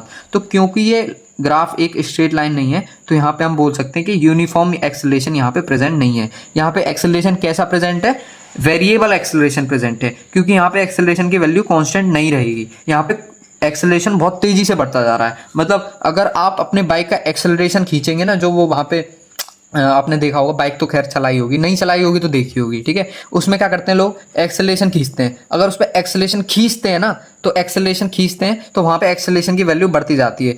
बाइक जो है आपकी बहुत तेजी से पिकअप लेती है, ठीक है, तो वहाँ पे आपका ये ग्राफ फॉलो होगा, ठीक है। अब मान के चलो यहाँ पे क्या हो रहा है, यहाँ पे अगर हम स्लोप चेक करना चाहें तो स्लोप चेक करने के लिए क्या करेंगे, हम ये जो कर्व बना है ना आपका कर्व, इसके टेंजेंटिक लाइन ड्रॉ करेंगे। अगर ये लाइन ऊपर की डायरेक्शन में जा रही है तो इसका मतलब एक्सेलरेशन क्या है आपकी, पॉजिटिव है। अगर नीचे की डायरेक्शन में आती तो इसका मतलब नेगेटिव होती। अब नेक्स्ट ग्राफ देखिए, इस स्लोप के टेंजेंट हमने ड्रॉ करा, इसका मतलब इस पॉइंट तक, यहाँ तक जहाँ तक स्लोप जो है पॉजिटिव डायरेक्शन में आ रहा है, यहाँ तक आ रहा है, ठीक है। तो यहाँ तक आपकी एक्सेलरेशन क्या है, पॉजिटिव है। कैसी है, पॉजिटिव, ठीक है। अब यहाँ पे स्लोप अगर आप ड्रॉ करेंगे तो ये नेगेटिव डायरेक्शन में आ रहा है, इसका मतलब एक्सेलरेशन क्या है आपके यहाँ से, नेगेटिव है, ठीक है। तो ये चीज आपका स्लोप बताता है। यहाँ पे क्या हो रहा है, वेलोसिटी बड़ी बड़ी बड़ी बड़ी बड़ी, वेलोसिटी कांस्टेंट हो गई, फिर वेलोसिटी कम होने लगी, मतलब ऑब्जेक्ट एक्सेलरेट हुआ, फिर एक्सेलरेशन जीरो, फिर एक्सेलरेशन घटने लगा, नेगेटिव में जाने लगा, ठीक है। अब देखो यहाँ पे क्या हो रहा है, वेलोसिटी बड़ी, मतलब वेलोसिटी पहले तो कांस्टेंट थी, फिर वेलोसिटी कम हुई, फिर बहुत तेजी से कम होने लगी, मतलब एक्सेलरेशन बहुत माइनस में चला गया, फिर कम हुई, फिर लेवल पर आने लगी, मतलब वेलोसिटी कांस्टेंट होने लगी। इसका मतलब एक्सेलरेशन आपका कुछ ना कुछ वहां पे आने लगा पॉजिटिव डायरेक्शन में, ठीक है। अब देखो एक ग्राफ मैं आपको अपनी तरफ से देता हूँ, क्योंकि मेरे ख्याल से वो ग्राफ काफी ज्यादा इंपॉर्टेंट है। मान के चलो मैं आपको अगर पोजीशन और टाइम ग्राफ में अगर आपसे पूछूंगा एक्सेलरेशन मेरे को चाहिए 0, तो आप कैसा बनाएंगे। तो देखिए इसका ग्राफ जो है स्ट्रेट लाइन जाता है इन अपवर्ड डायरेक्शन। यहाँ पे क्या हो रहा है कि वेलोसिटी आपकी क्या है, अगर आप देखें तो वेलोसिटी हर पॉइंट पर कांस्टेंट है, ठीक है। वेलोसिटी की वैल्यू हर पॉइंट पर क्या आएगी, सेम आएगी। और अगर वेलोसिटी सेम हो जाए मतलब चेंज इन वेलोसिटी क्या हो जाएगी आपकी, जीरो हो जाएगी। और चेंज इन वेलोसिटी जीरो तो एक्सेलरेशन जीरो। तो इसलिए अगर आपसे कभी भी पूछा जाए कि पोजीशन टाइम ग्राफ का अगर ऐसे स्ट्रेट लाइन बननी है तो यहाँ पे एक्सेलरेशन कैसी होगी, पॉजिटिव, नेगेटिव या जीरो, तो आपके आंसर लगा के आएंगे कि एक्सेलरेशन यहाँ पे जीरो हो जाएगी। ठीक है, ठीक है। अब देखिए आगे मूव करते हैं नेक्स्ट टॉपिक की तरफ। तो अब देखिए साथियों कि आखिर एवरेज एक्सेलरेशन होता क्या है। तो एवरेज एक्सेलरेशन क्या होता है, it is the ratio of change in velocity to the time taken. ठीक है, मतलब जो वेलोसिटी चेंज हो रही है उसे टाइम टेकन से डिवाइड कर दीजिए, वो आपकी क्या होती है, एवरेज एक्सेलरेशन होती है। तो यहाँ पे मैं फॉर्मूला लिख देता हूँ, ए एवरेज किसके बराबर होती है, change in velocity upon change in time. ठीक है, क्योंकि वेलोसिटी एक वेक्टर क्वांटिटी है इसलिए एक्सेलरेशन भी एक वेक्टर क्वांटिटी है। इसे हम क्या लिख सकते हैं, v final minus v initial upon, ठीक है, चेंज इन वेलोसिटी को v final minus v initial upon t two minus t one, या v f minus v i upon t f minus t i, है ना, final time minus initial time. तो a average का formula ये हो जाता है। और आप क्या याद रखेंगे, del v upon del t. ठीक है, अब देखिए इंस्टेंटेनियस एक्सेलरेशन क्या होता है, it is the acceleration of the body at a instant of time. ठीक है, किसी अगर क्षण, है ना, किसी एक क्षण की बात करें, किसी एक इंस्टेंट टाइम की बात करें, उस टाइम पे अगर आपसे एक्सेलरेशन पूछा जाए तो वो कौन सा एक्सेलरेशन हो जाता है, इंस्टेंटेनियस एक्सेलरेशन। ठीक है, अब देखिए कैसे करेंगे। इंस्टेंट मैंने आपको बताया कि डेल टी की वैल्यू क्या हो जाती है यहाँ पे, डी टी के बराबर हो जाती है। ठीक है, तो एक्सेलरेशन हमें ए एवरेज पता है किसके बराबर होता है, del v upon del t के बराबर होता है। ठीक है, हमें क्या निकालना है, ए इंस्टेंटेनियस निकालना है। तो यहाँ पे लिखेंगे, यहाँ लिख दीजिए फॉर इंस्टेंट टाइम। ठीक है, for instant time D T बराबर डेल टी। ठीक है, ये होता है, ब्रैकेट लगा दीजिए। तो यहाँ पे हम ए इंस्टेंटेनियस क्या लिखेंगे, डी वी अपॉन में डी टी। ठीक, ये यहाँ पे इंस्टेंटेनियस की बात आपको क्लियर होगी। अब देखो इंस्टेंटेनियस एक्सेलरेशन आप देख चुके हैं, डिफरेंशिएशन कैसे करते हैं वो देख चुके हैं। अब हम नेक्स्ट क्वेश्चन की तरफ मूव करेंगे जो कि काफ़ी ज़्यादा इंपॉर्टेंट है। ये आपकी वेलोसिटी भी कवर करेगा, पोजीशन भी, एक्सेलरेशन भी, सब चीज़ें, डिस्प्लेसमेंट वगैरह कवर कर देगा ये क्वेश्चन। ठीक है, अब देखो क्वेश्चन में बोला क्या है, आपको पोजीशन गिवन है, यहाँ पे लिख देते हैं x is equal to 4t cube minus 2t square plus 2t plus 5। आपसे पोजीशन पूछिए, वेलोसिटी, एक्सेलरेशन पूछिए एट t बराबर 2 सेकंड पर। ठीक है, तो देखो अगर पोजीशन गिवन है, मैंने आपसे कहा था अगर आपको कभी भी कुछ भी वेरिएबल चीज़ गिवन हो क्वेश्चन में तो वहाँ पे आपसे इंस्टेंटेनियस के बारे में पूछेगा। तो अगर मैं आपसे पोजीशन पूछूं तो वो आपसे इंस्टेंटेनियस पूछ रहा है। तो x एट टाइम t कितना है, इतना है। हमें क्या निकालना है, x एट टाइम t बराबर 2 सेकंड पर। तो इसमें t की जगह 2 पुट करते जाइए हर जगह। तो 4 t की जगह 2 पुट करेंगे तो 2 का क्यूब माइनस 2 का स्क्वायर प्लस 2 प्लस 5। ठीक है, अब देखो इसे सॉल्व करोगे तो 8 4 जा 32 माइनस 4 2 जा 8 प्लस 4 प्लस 5। ठीक है, 9 और 9 माइनस 8 मतलब 1 हो जाएगा, प्लस का 1 तो 33 मीटर्स इसका आंसर आ जाएगा। ठीक है, अब देखो हमने पोजीशन निकाल ली, अब हमें वेलोसिटी फाइंड करनी है। तो वेलोसिटी के लिए क्या करते हैं हम, D x upon d T लगाते हैं फॉर्मूला। ठीक है, अब देखो वेलोसिटी के लिए अगर लगाएंगे, रेड पेन से लिखता हूँ मैं, तो यहाँ पे डी एक्स की जगह एक्स की वैल्यू पुट करेंगे तो 4t cube minus 2t square plus 2t plus 5। ठीक है, अपॉन में d t is equal to, ये किसके बराबर हो जाएगा, देखो इसका आगे ले लेंगे 3 4t स्क्वायर। ठीक है, एक पावर कम कर दी, माइनस का साइन, ये 2 आगे ले लिया तो 4t प्लस का साइन, ये 1 आगे ले लिया तो 2t। ठीक है, और कांस्टेंट का डिफरेंशिएशन 0 हो जाता है। तो हमारी क्या इक्वेशन निकल के आ रही है, ये निकल के आ रही है। ठीक है, ये 3 मल्टीप्लाई में है, तो इसका मतलब इक्वेशन क्या बन गई, 12t square minus 4t plus 2t। ठीक है, ये आपकी वेलोसिटी निकल के आई है एट टाइम t बराबर t सेकेंड पे। ठीक है, 12t square minus 4t plus 2t। अब देखो इसे आप फर्दर सॉल्व करोगे तो t की जगह क्या पुट करना पड़ेगा आपको, 2 सेकेंड पुट करना पड़ेगा। तो 12 इंटू 2 का square 4 minus 4 into 2 8 plus 2 into 2 4। ठीक है, 48 माइनस 8 प्लस 4, इसका मतलब कितना हो जाएगा, 44 मीटर पर सेकेंड। ठीक है, वेलोसिटी आ चुकी है आपकी। अब देखो एक चीज़ मेरे को आपको इसके बाद बतानी पड़ेगी, क्या कि हम देखो इधर देखो फॉर्मूले पर कि ए इंस्टेंटेनियस किसके बराबर आता है, d v upon d t के। ठीक है, अब अगर हमें वेलोसिटी का फॉर्मूला पता है जो कि D x upon d T होता है। ठीक है, डी हमने बाहर वाला वैसे का वैसा ही लिखा और वेलोसिटी की जगह हमने D x upon d T put कर दिया। ठीक है, अपॉन में डी टी भी रह गया तो अपॉन में डी टी लगा दिया। ठीक, अब देखो इसे आप फर्दर सॉल्व करोगे तो D square x upon d T square हो जाएगा। ठीक है, ये डिफरेंशिएशन का रूल यहाँ पे क्या बताता है कि अगर आप पोजीशन का डबल डिफरेंशिएशन करोगे, 2 बार डिफरेंशिएशन करोगे, तो आपको जो क्वांटिटी मिलने वाली है वो क्या मिलने वाली है, इंस्टेंटेनियस एक्सेलरेशन मिलने वाली है। ठीक है, अब इसे ही आप इसमें क्वेश्चन में अप्लाई करके दिखाऊंगा मैं आपको, थोड़ी देर रुक जाइए, इससे पहले पूरा सॉल्व कर लेते हैं। ठीक है, अब देखो v इंस्टेंटेनियस आपकी आ चुकी है t बराबर 2 सेकंड पर। अब हमें क्या निकालना है, a इंस्टेंटेनियस निकालना है। तो a एट 2 मतलब इतने सेकंड पर, पहले तो t सेकंड पर निकाल लीजिए एक्सेलरेशन क्या होगा।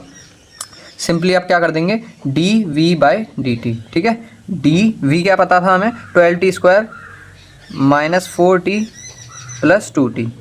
ठीक है, अब इसका डिफरेंशिएशन करेंगे तो क्या बन जाएगा, 2 आगे आ जाएगा मतलब 12 2 24, t माइनस ये 1 आगे आ जाएगा मतलब 4, t की पावर 0 बचेगा ना, तो 4 इंटू 1 लिख सकते हैं, प्लस 2 और ये 1 आगे आ गया, हाँ तो 2 बचेगा बस। ठीक है, तो यहाँ पे ये हो चुका है। और हाँ, यहाँ पे सिंपल आप माइनस 40 प्लस 2t को 60 माइनस 2t भी लिख सकते हैं। ठीक है, तो हम यहाँ पे लिख ही दे रहे हैं, इस पर ध्यान नहीं गया था थोड़ा, तो यहाँ पर माइनस 2t हो जाएगा, है ना। माइनस 2t में अगर इसे लिख ही ले रहे हैं पूरा, d 12t square minus 2t।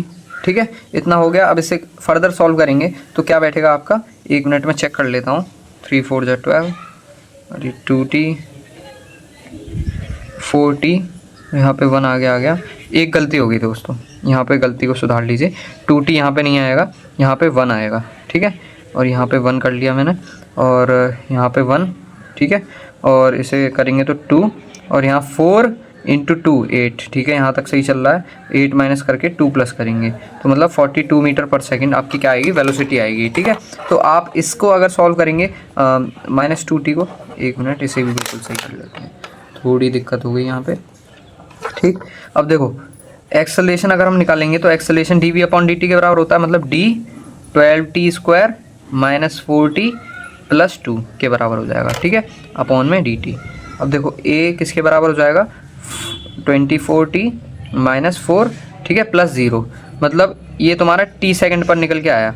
ठीक है, अब हमें एक्सेलरेशन निकालना है 2 सेकंड, तो 24 इंटू 2 ये हो जाएगा आपका 48 माइनस का 4, मतलब कितना हो गया एक्सेलरेशन, 44 मीटर पर सेकंड स्क्वायर। देखो हो सकता है कि क्वेश्चन में कुछ ना कुछ थोड़ी बहुत मिस्टेक हुई हो, अगर ऐसा है तो आप मतलब टाइम स्टैम्प लगा के कमेंट में डाल दीजिएगा, मैं उसे सही सुधारने की थोड़ी कोशिश करूँगा। ठीक है, क्योंकि कैलकुलेशन थोड़ी माइनर मिस्टेक हो सकती है, उस पर ध्यान मत दे, मतलब ध्यान देना, और अगर कोई गलती दिखती है तो टाइम स्टैम्प पर देना, मैं फिर उसकी गलती मतलब अपनी गलती की माफ़ी भी मांग लूँगा। तो देखिए इंटीग्रेशन आखिर होता क्या है। सबसे पहले आप लोग इंस्टेंटेनियस वेलोसिटी या फिर इंस्टेंटेनियस स्पीड या फिर इंस्टेंटेनियस एक्सेलरेशन पढ़ के आए हैं। ठीक है, मैं एकदम क्लियर कर दूंगा इस टॉपिक को, बस आप थोड़ा पेशेंस रखिए। ठीक है, अब देखिए आपने इंस्टेंटेनियस वेलोसिटी, स्पीड, एक्सेलरेशन, इन तीनों ही टॉपिक में आपने किस वर्ड को समझा था, इंस्टेंट वर्ड को समझा था। ठीक है, इंस्टेंट का मतलब होता है एक पर्टिकुलर क्षण पे, ठीक है, एक पर्टिकुलर टाइम पे। ठीक है, तो यहाँ पे लिखते हैं हम क्षण। ठीक है, किसी एक क्षण पे बात करते हैं हम तो उसका मतलब होता है इंस्टेंट। ठीक है, क्षण, किसी क्षण पे बात कर रहे हो, इसका मतलब किसी एक पर्टिकुलर टाइम पे बात कर रहे हो, तो उसके लिए तुम्हारा टाइम क्या हो जाएगा, अप्रोचेस टू 0। ठीक है, मतलब टाइम इसमें बहुत छोटा होता है। मैंने मान लो तुम स्कूटी चला रहे हो, ठीक है, मान लो सुरेश स्कूटी चला रहा है। ठीक है, मैं सुरेश से कॉल करके पूछ रहा हूँ, ठीक है, एक पर्टिकुलर टाइम पे, इंस्टेंट ऑफ टाइम पे, कि बता भाई 5th सेकंड पे तेरी स्पीड कितनी थी। ठीक है, तो इंस्टेंटेनियस स्पीड बताएगा मेरे को, मतलब उस क्षण पे स्पीड बताएगा, मतलब टाइम क्या हो जाएगा उसके लिए, 0 के समान प्रतीत हो जाएगा, बहुत छोटा हो जाएगा। तो उस केस में हम क्या यूज करते थे, डिफरेंशिएशन यूज करते थे। ठीक, डिफरेंशिएशन कैसे यूज करते थे, हमें फॉर्मूला पता था इंस्टेंटेनियस वेलोसिटी का, क्या होता है, v इंस्टेंट बराबर dx by dt, change in displacement upon change in time. और ये चेंज इन कैसा होता था, स्मॉल चेंज होता था। ठीक है, टाइम में जो है बहुत स्मॉल चेंज आता था, या फिर डिस्प्लेसमेंट में तो स्मॉल चेंज ऑफ डिस्प्लेसमेंट। ठीक है, उस टाइम पे हम क्या यूज करते थे, डिफरेंशिएशन यूज करते थे। वहीं हम बात करते हैं इंटीग्रेशन की, आपस में ही दोनों लिंक हैं। ठीक है, इसलिए मैंने पहले आपको इंटीग्रेशन बताया। तो देखिए इंटीग्रेशन क्या होता है, अगर आप किसी छोटी टर्म को बड़ा करके दिखा दें, ठीक है, इस छोटी टर्म को मैं यहाँ पे लिख दे रहा हूं, किसी एक छोटे टर्म को बड़ा करके दिखा दें, ठीक, तो क्या यूज करेंगे आप, छोटे के टर्म को बड़ा करने के लिए इंटीग्रेशन यूज करेंगे। ये सांप जैसा साइन होता है, ठीक, सांप जैसा साइन होता है, इंटीग्रेशन का साइन होता है। इसका मतलब होता है किसी चीज को बड़ा करके दिखाना। ठीक है, वही आपका इंटीग्रेशन कहलाता है। तो सबसे पहले आप इंटीग्रेशन का मतलब समझ गए, अब आप क्वांटिटीज को बड़ा करके दिखाओगे कैसे, वो आप पढ़ोगे इंटीग्रेशन रूल्स में। ठीक है, तो एक एक करके सारे रूल्स क्लियर करते चलते हैं। तो देखिए पहला रूल क्या कहता है आपसे, मान लीजिए मैं आपसे बोलूं आप ds को इंटीग्रेट करिए, s क्या है यहाँ पे, s यहाँ पे मान लीजिए डिस्प्लेसमेंट है, आप डिस्प्लेसमेंट को इंटीग्रेट करिए, ठीक है। तो कैसे करेंगे आप, ये स्मॉल चेंज इन डिस्प्लेसमेंट है, अगर आप इसको इंटीग्रेट करेंगे तो आप ये वाला साइन लगाएंगे, ठीक है। अब आप इसको इंटीग्रेट करके स्मॉल चेंज इन डिस्प्लेसमेंट को आप बिग चेंज इन डिस्प्लेसमेंट कर दोगे, है ना, या फिर आप इसे अभी छोटा एस है अभी इसे बड़ा एस करके दिखा दोगे, मतलब स्मॉल चेंज इन डिस्प्लेसमेंट को कैपिटल एस कर दोगे। मतलब अभी मैं एग्जांपल देता हूं तो आपको और क्लियर हो जाएगा। मैं आपसे बोलूं dt का डिफरेंशिएशन करिए, क्या आ जाएगा, t आ जाएगा।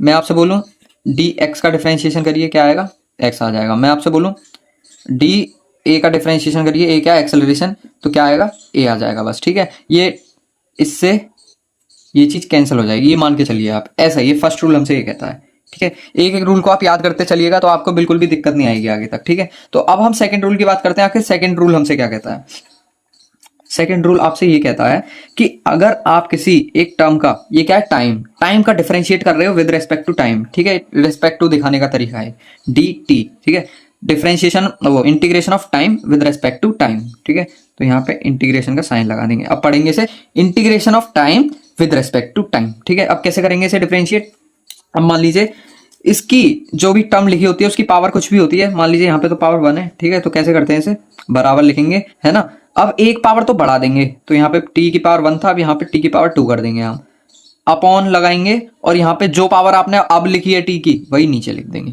क्लियर, यहाँ पे आपको इंटीग्रेशन का दूसरा रूल भी क्लियर हो चुका है। इसके कुछ एग्जांपल्स देख ले रहे हैं, ठीक है। एक दो एग्जांपल बता दे रहा हूँ मैं आपको।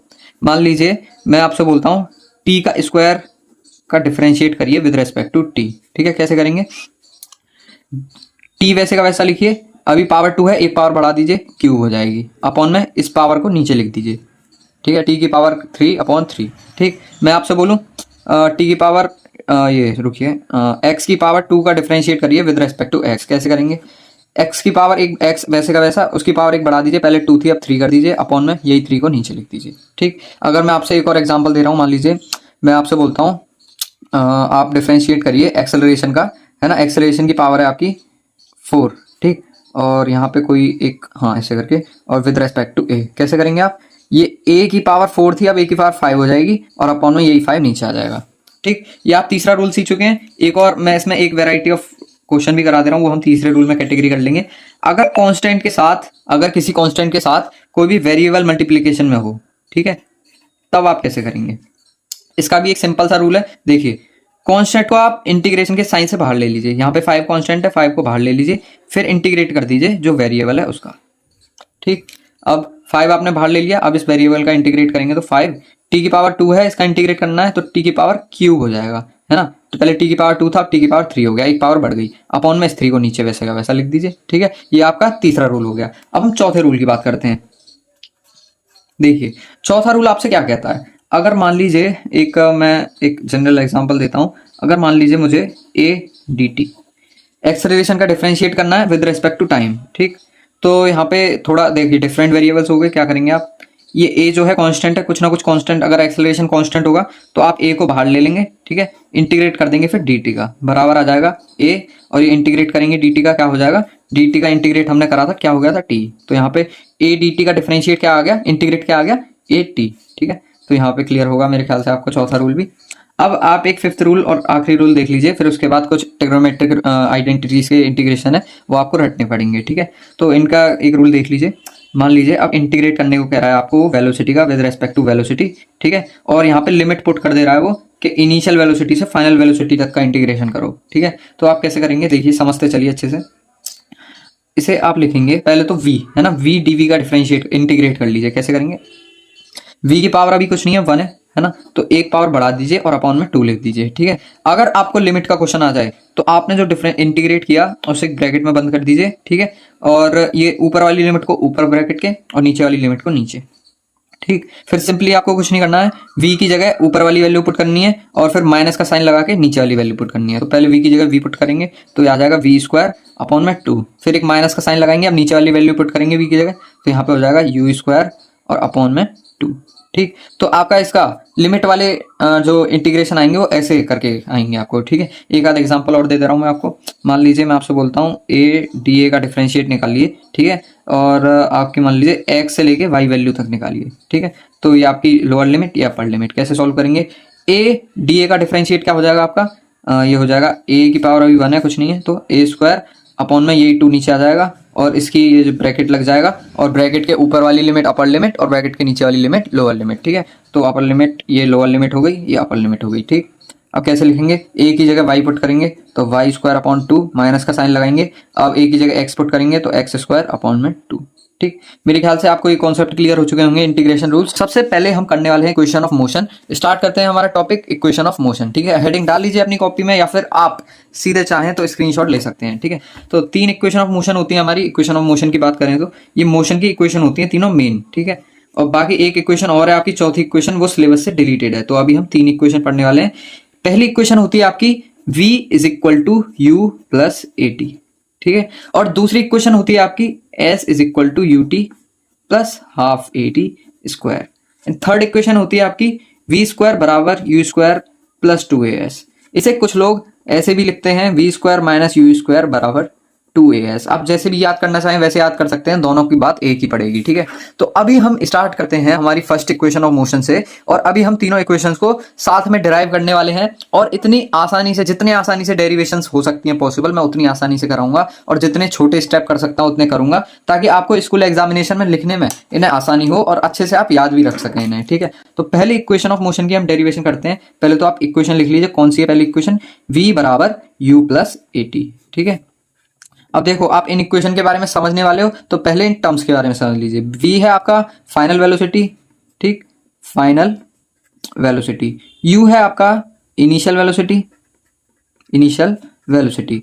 a है आपका एक्सेलरेशन और t है आपका टाइम, ठीक। आप इन चारों टर्म के बारे में समझ चुके होंगे, और ये यहाँ पे प्लस का साइन है। अब इस इक्वेशन को मैं आपको एकदम बेसिक से डेराइव करके बताऊंगा, ताकि आपको इस इक्वेशन में बिल्कुल भी दिक्कत ना हो। और ये डेरिवेशंस जो है पूछी भी जाती हैं, पर डेरिवेशन का जो दिल है, जो एकदम बेसिक है, वो क्या है कि आपको इसका फर्स्ट स्टेप याद रखना होता है। बाकी जो भी पूरे स्टेप्स हैं वो आपको खुद ब खुद याद आने लग जाते हैं। तो पहला स्टेप इस इक्वेशन में ये होता है कि आप लोगों को पता होगा, आप पढ़ चुके हैं कि इंस्टेंटेनियस एक्सेलरेशन बराबर होता है a बराबर dv बाई dt, ठीक है। यही फर्स्ट स्टेप आप याद रखेंगे, बाकी आपकी डेरिवेशन ऑटोमेटिकली होती चली जाएगी। मतलब आपको हर चीज अब याद आती चली जाएगी। आप ये समझते हैं कि a बराबर dv बाई dt, ठीक है। फिर नेक्स्ट स्टेप क्या होगा आपका, ए dt को आप यहाँ पे a के साथ ले लीजिए, तो ये हो जाएगा a, एक मिनट,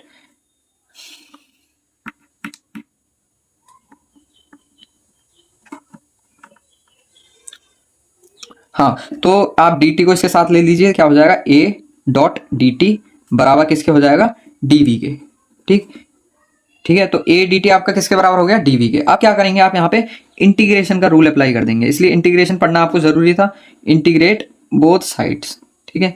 तो आप क्या करेंगे, इंटीग्रेशन का साइन लगा देंगे, ये a dt ऐसे का ऐसा ही बराबर dv के ऊपर भी इंटीग्रेशन का साइन लगा देंगे, तो a dt इंटीग्रेट बराबर dv इंटीग्रेट, ठीक है। अब क्या करेंगे, देखिए मैंने आपको बताया था अगर कोई भी कांस्टेंट हो उसे बाहर ले लीजिए। एक्सेलरेशन यहाँ पे कांस्टेंट है, तो a अगर बाहर ले लेंगे, अब आपका किसका डिफरेंशिएट बचेगा, dt का, किसके बराबर आ जाएगा, dv के इंटीग्रेशन के, ठीक है। तो अब आप क्या करेंगे, यहाँ पे dv की जगह, है ना, वेलोसिटी की बात कर रहे हैं, तो वेलोसिटी आपको पता है, वेलोसिटी चेंज इन वेलोसिटी का फॉर्मूला क्या होता है, इनिशियल वेलोसिटी मतलब final velocity minus initial velocity. तो आप यहाँ पे इनिशियल वेलोसिटी की लिमिट पुट करेंगे और एक यहाँ पे फाइनल वेलोसिटी की लिमिट पुट करेंगे। तो लिमिट पुट कर चुके हैं हम। अब कैसे डिराइव करेंगे, a वैसे का वैसे ही लिखेंगे इसे यहाँ पे, है ना, और dt का इंटीग्रेशन आपका ऑलवेज t होता है, ठीक। अब क्या करेंगे, बराबर करके लिखेंगे, और यहाँ पे dv का इंटीग्रेट क्या हो जाएगा, v। अब अगर लिमिट की बात करी जाए तो यहाँ पे ब्रैकेट बना के अपर लिमिट को इसके ब्रैकेट के ऊपर लिखेंगे, लोअर लिमिट को ब्रैकेट के नीचे लिखेंगे, ठीक है। अब कैसे करेंगे, ये 80 ऐसे का ऐसा ही रहेगा, बराबर v की जगह पहले v पुट करेंगे, कर दिया, एक माइनस का साइन भी छोड़ देंगे, और अब v की जगह u पुट कर देंगे। तो देखिए अब यहाँ पे आपकी इक्वेशन डिराइव हो चुकी है। अब इसे आप लिख सकते हैं क्या, v ऐसे का ऐसा ही लिखा रहने दीजिए, बराबर करके लिखिए, ये u माइनस का इधर इधर जाके प्लस का हो जाएगा, तो v बराबर u प्लस यू, और यहाँ पे प्लस 80 पहले से है तो प्लस 80। तो आपकी यहाँ पे इक्वेशन एकदम आसानी से 4-5 स्टेप में ही मैंने डिराइव करके बता दी है। बाकी आप बुक वगैरह में देखेंगे एनसीईआरटी की, तो यही डेरिवेशन आपको थोड़े लॉन्ग मेथड में दे रखी है। तो आप चाहें तो स्कूल्स में ये इक्वेशन जो है इस तरीके से डिराइव करके दिखा सकते हैं। अब हम नेक्स्ट मूव करते हैं हमारी नेक्स्ट इक्वेशन की तरफ। तो अब देखिए, अब आप डिराइव करने वाले हैं सेकंड इक्वेशन ऑफ मोशन। पहले हम लिख लेते हैं आखिर सेकंड इक्वेशन ऑफ मोशन है क्या। आपकी सेकंड इक्वेशन ऑफ मोशन होती है एस बराबर you t plus half a t square. अब आप इस इक्वेशन को डिराइव करने वाले हैं, ठीक है। तो मैंने आपको बताया था कि सबसे पहले आप किसी भी डेरिवेशन को अगर याद करना चाहते हैं तो उसका फर्स्ट स्टेप याद रखिए। इसमें फर्स्ट स्टेप क्या होने वाला है, आपको पता है इंस्टेंटेनियस वेलोसिटी किसके बराबर होती है, change in displacement upon change in time, ठीक है। Small change in displacement upon small change in time, ठीक है। अब इसे डिराइव कैसे करेंगे, आप dt को v के पास ले लीजिए, तो v यहाँ पे डिवाइड में dt, यहाँ पे मल्टीप्लाई में हो जाएगा, v dt बराबर किसके हो जाएगा, ds के, ठीक है। अब आप यहाँ पे क्या करेंगे, आप ये फॉर्मूला पढ़ के आ चुके हैं, v का फॉर्मूला v बराबर u प्लस ए टी। तो सिंपली आप कुछ मत करिए, यहाँ पे v की जगह u plus a T put कर दीजिए और ये dt यहाँ पे वैसे का वैसा ही, ठीक है। अब किसके बराबर हो जाएगा, ds के बराबर हो जाएगा। अब क्या करेंगे आप यहाँ पे ds और यहाँ पे दोनों साइड क्या करेंगे, इंटीग्रेशन लगा देंगे। तो यहाँ पे मैं लिखूंगा इंटीग्रेट बोथ साइड। यहाँ पे मैं इंटीग्रेशन को शॉर्ट फॉर्म में लिख रहा हूँ, ठीक है, आप उसे अंडरस्टैंड करते चलिएगा। तो यहाँ पे आप दोनों साइड इंटीग्रेशन का साइन लगाएंगे, तो u प्लस ए टी और यहाँ पे dt बराबर किसके हो जाएगा, इंटीग्रेट ds, ठीक। अब देखिए, आप इसे खोल के लिख लेंगे, कैसे लिखेंगे, dt को u के साथ मल्टीप्लाई करेंगे पहले, तो u dt है ना, इंटीग्रेशन, अब प्लस लगा के लिखेंगे a dt। अब देखो dt को a t के साथ वो कर दो मल्टीप्लाई, तो यहाँ पे लिखोगे a t डॉट dt, इसका भी इंटीग्रेट, फिर बराबर ds का इंटीग्रेट, क्लियर। अब देखो, अब यहाँ पे क्या करोगे, आप u का इंटीग्रेट करोगे, तो देखिए यहाँ पे u का इंटीग्रेट क्या हो जाएगा, देखिए यहाँ पे समझते चलना अच्छे से, u आपका एक कांस्टेंट है ना, तो u जो है बाहर आ जाएगा और dt का इंटीग्रेट करोगे फिर आप, ठीक, फिर प्लस का साइन लगाओगे, at आपका कांस्टेंट है बाहर आ जाएगा, ये मैं लिखता हूँ यहाँ पे a आपका कांस्टेंट है, ठीक है, तो a बाहर आ गया और यहाँ पे t dt का इंटीग्रेट कर दोगे, क्योंकि t और dt जो है मतलब दोनों सेम टर्म के लिए हैं, ठीक है। तो a आपका कांस्टेंट था, बाहर ले लिया हमने। अब बराबर करके लिखोगे, ds का इंटीग्रेशन तो आपको ऑलवेज पता है s आएगा, dx का x आएगा, da का a आएगा, dt का t आएगा, ठीक है, ये आपको याद होगा इंटीग्रेशन रूल। तो अब यहाँ पे मैं नेक्स्ट यहाँ पे करने वाला हूँ, u आपका ऐसे का ऐसा ही लिख देंगे हम, dt का इंटीग्रेशन t हो जाएगा, प्लस का साइन लगाओगे, a आपका वैसे का वैसा ही, t dt का इंटीग्रेशन क्या होगा, अभी t की पावर 1 है ना, तो t की एक पावर बढ़ा देंगे, तो यहाँ पे t स्क्वायर हो गया, अपॉन करके लिखेंगे 2 ऐसे का ऐसा ही, ठीक है। अब यहाँ पे बराबर किसके हो जाएगा, किसके बराबर हो जाएगा, s के बराबर हो जाएगा, ठीक है। तो यहाँ पे आपकी इक्वेशन डिराइव हो चुकी है, s बराबर you t plus half a t square. मैं आपको खोल के लिख के दिखा दे रहा हूँ, ये देखिए, आप इस s को ऐसे का ऐसे ही लिखेंगे, तो मैं यहाँ पे आपको खोल के लिख के दिखा दे रहा हूँ, s ऐसे का ऐसा ही बराबर यू टी प्लस 1/2 मल्टीप्लाई में, तो 1/2 और ए टी स्क्वायर, तो ए टी स्क्वायर, तो s बराबर you t plus half a t square. ये आपकी सेकंड इक्वेशन डिराइव हो चुकी है। अब हम बात करने वाले हैं थर्ड इक्वेशन ऑफ मोशन की डेरिवेशन की, ठीक है। तो थर्ड इक्वेशन ऑफ मोशन आप कैसे डिराइव करेंगे, पहले तो आप थर्ड इक्वेशन ऑफ मोशन लिख लीजिए, ये होती है v स्क्वायर बराबर यू स्क्वायर प्लस 2as, ठीक है। इन इक्वेशंस को हम डिराइव कर रहे हैं, मतलब आखिर इक्वेशन बनी कैसे, ठीक है। तो थर्ड इक्वेशन ऑफ मोशन कैसे बनी देखते चलिए आप इसको। सबसे पहले आपको इसका बस क्या याद रखना है, फर्स्ट स्टेप मैं आपको बता चुका हूं, है ना। तो फर्स्ट स्टेप इसका होता है कि instantaneous acceleration dv upon dt के बराबर होता है, इसका फॉर्मूला है ना। तो अब यहां से आप डिराइव करना चालू करेंगे, आप बस पहला स्टेप याद रखिए, और जो मैं करता जा रहा हूं वो आपके मन में खुद ब खुद आता जाएगा फॉर्मूला बनाने के लिए। तो a किसके बराबर हो जाएगा, dv बाई dt के, ठीक है। अब क्या करो, आप न्यूमरेटर और डिनोमिनेटर में ds से मल्टीप्लाई कर दो, तो ds अपॉन ds, ठीक है, बात तो वही पड़ेगी, कटपिट के बना जाएगा, तो आप ऐसे लिख सकते हो, ठीक है। अब आप क्या करोगे कि यहाँ पे एक्सेलरेशन किसके बराबर हो जाएगा, dv, एक ds को इसके नीचे ले दो, dt को इसके नीचे ले दो, तो यहाँ पे ds आ जाएगा और इनटू में ds अपॉन में dt आ जाएगा इसके, है ना। तो यहाँ पे आप लिख सकते हो a बराबर dv by ds into ds by dt, आप क्या पढ़ के आए हो, इंस्टेंटेनियस वेलोसिटी, तो यहाँ पे v लिखोगे, ठीक है। अब इसको यहीं पे सॉल्व करेंगे हम, a है ना बराबर किसके हो जाएगा, dv बाई ds इंटू में v, ठीक। अब क्या करो, आप ds को a के पास ले जाओ, तो a ds किसके बराबर हो जाएगा, v dv के, ठीक। अब आप यहाँ पे लिखोगे इंटीग्रेट बोथ साइड, ठीक। इंटीग्रेट बोथ साइड कैसे करोगे, आप यहाँ पे इंटीग्रेशन का साइन लगाओगे, तो a ds लिख लोगे, बराबर किसके हो जाएगा, v dv के, है ना। अब देखो इसे डिफरेंशिएट कर इंटीग्रेट करोगे तो यहाँ पे लिमिट लग जाएगी, क्योंकि वेलोसिटी की बात कर रहा है विद रिस्पेक्ट टू वेलोसिटी, है ना। तो यहाँ पे आप इसकी लिमिट पुट कर दो। लिमिट कैसे पुट करोगे, वेलोसिटी आपकी कहाँ से लेके कहाँ तक है, इनिशियल वेलोसिटी से फाइनल वेलोसिटी, ये मैंने इसकी लिमिट पुट कर दी, ठीक है। अब क्या करोगे, आप यहाँ पे लिखोगे ऐसे करके, a कांस्टेंट है बाहर ले लेंगे हम, ds का डिफरेंशिएट इंटीग्रेट करेंगे बराबर किसके हो जाएगा, v dv का डिफरेंशिएट होता है, v की पावर अभी 1 है ना, तो v स्क्वायर हो जाएगा, एक पावर बढ़ जाती है और जो पावर बढ़ती है वो नीचे आ जाती है ना। अब इसे ब्रैकेट में बंद करके नीचे ब्रैकेट के लोअर लिमिट और ऊपर ब्रैकेट के अपर लिमिट, ठीक, ऐसे आप कर सकते हैं। अब क्या लिखोगे आप, ये मैं यहाँ पे वो लगा दे रहा हूँ, इट इम्प्लाइज दैट, ताकि आपको दिक्कत ना हो बिल्कुल भी। अब देखो ए तो वैसे का वैसा ही, ds का क्या आ जाएगा, s है ना, बराबर किसके हो जाएगा, v की जगह आप अपर लिमिट पुट करोगे तो v स्क्वायर अपॉन 2, माइनस का चिन्ह लगाओगे, साइन लगाओगे, अब v की जगह u पुट करोगे तो u स्क्वायर अपॉन 2, ठीक है। अब देखो, अब देखना समझना अच्छे से, ये स्टेप क्या आपका लास्ट स्टेप है, आखिरी स्टेप है। आप क्या करो, यहाँ से 2 कॉमन ले लो नीचे से, ठीक है, तो कॉमन लेके इधर मल्टीप्लाई में भेज दो तो 2as हो जाएगा बराबर किसके, v square minus u square, ठीक है। तो अब आप इस इक्वेशन को चाहो तो चेक कर सकते हो, इसी के बराबर बन गया। आप u स्क्वायर यहाँ पे प्लस में, इधर माइनस में ले लीजिए, इधर लाके, तो v square minus u square बराबर किसके, 2as के, ठीक। तो आपकी ये दोनों इक्वेशंस जो है सेम आ चुकी हैं। मतलब ये आपने क्या निकाल लिया कि आखिर हम इस इक्वेशन को बनाते कैसे हैं, थर्ड इक्वेशन ऑफ मोशन को बनाते कैसे हैं। तो मेरे ख्याल से आपको यहीं पे दोनों चीजें क्लियर हो चुकी होंगी, तीनों डेरिवेशंस आपकी हो चुकी हैं। अब हम आगे देखेंगे कि आखिर मोशन अंडर ग्रेविटी, ग्रेविटी के अंदर जो भी मोशन होता है उसे हम कैसे करते हैं, उसके क्वेश्चंस कैसे सॉल्व करेंगे और एक एक उसके टर्म के बारे में बात करने वाले हैं। नाम है मोशन अंडर ग्रेविटी। तो इस चैप्टर का अगर मैं कहूं आपसे सबसे ज्यादा इंपॉर्टेंट पोर्शन, तो वो यही पार्ट है आपका, मोशन अंडर ग्रेविटी, ठीक है। यहाँ पे आप कोई भी ऐसे मोशन की बात करेंगे जिसमें कि कोई एक ऑब्जेक्ट ग्रेविटी के अंडर में मोशन कर रहा होगा। मान लो मैंने इस पेन को, है ना, मैंने इस पेन को अगर ड्रॉप करा, ठीक है, ड्रॉप करा, तो ये इसने क्या करा, फ्री फॉल करा, ठीक है, फ्री फॉल करा किसके अंडर में, ग्रेविटी के अंडर में। तो इस मार्कर का, या मैं कहूँ इस पेन का, वो क्या हो जाएगा, मोशन क्या हो जाएगा, मोशन अंडर ग्रेविटी, ठीक है। तो एक एग्जाम्पल के साथ और क्लियर करता हूं मैं आपको। मान लीजिए मैंने, है ना, मैंने क्या करा, एक बॉल को थ्रो करा ऊपर की तरफ, ठीक, थ्रो करा ऊपर की तरफ, तो उस बॉल ने मोशन क्या करा, ये बॉल ऊपर गई और फिर बॉल नीचे आई, ठीक। तो देखिए बॉल मोशन जो कर रही है ना, वो किसके अंडर में कर रही है, वो ग्रेविटी के अंडर में कर रही है, ठीक है। तो सबसे पहले आपको जानना जरूरी है आखिर ग्रेविटी क्या होता है। तो ग्रेविटी एक टाइप से फोर्स है जो कि कौन लगाता है, अर्थ लगाती है, ठीक है। अर्थ लगाती है किसी भी ऑब्जेक्ट को अपनी तरफ खींचने के लिए, पुल करने के लिए, ठीक है।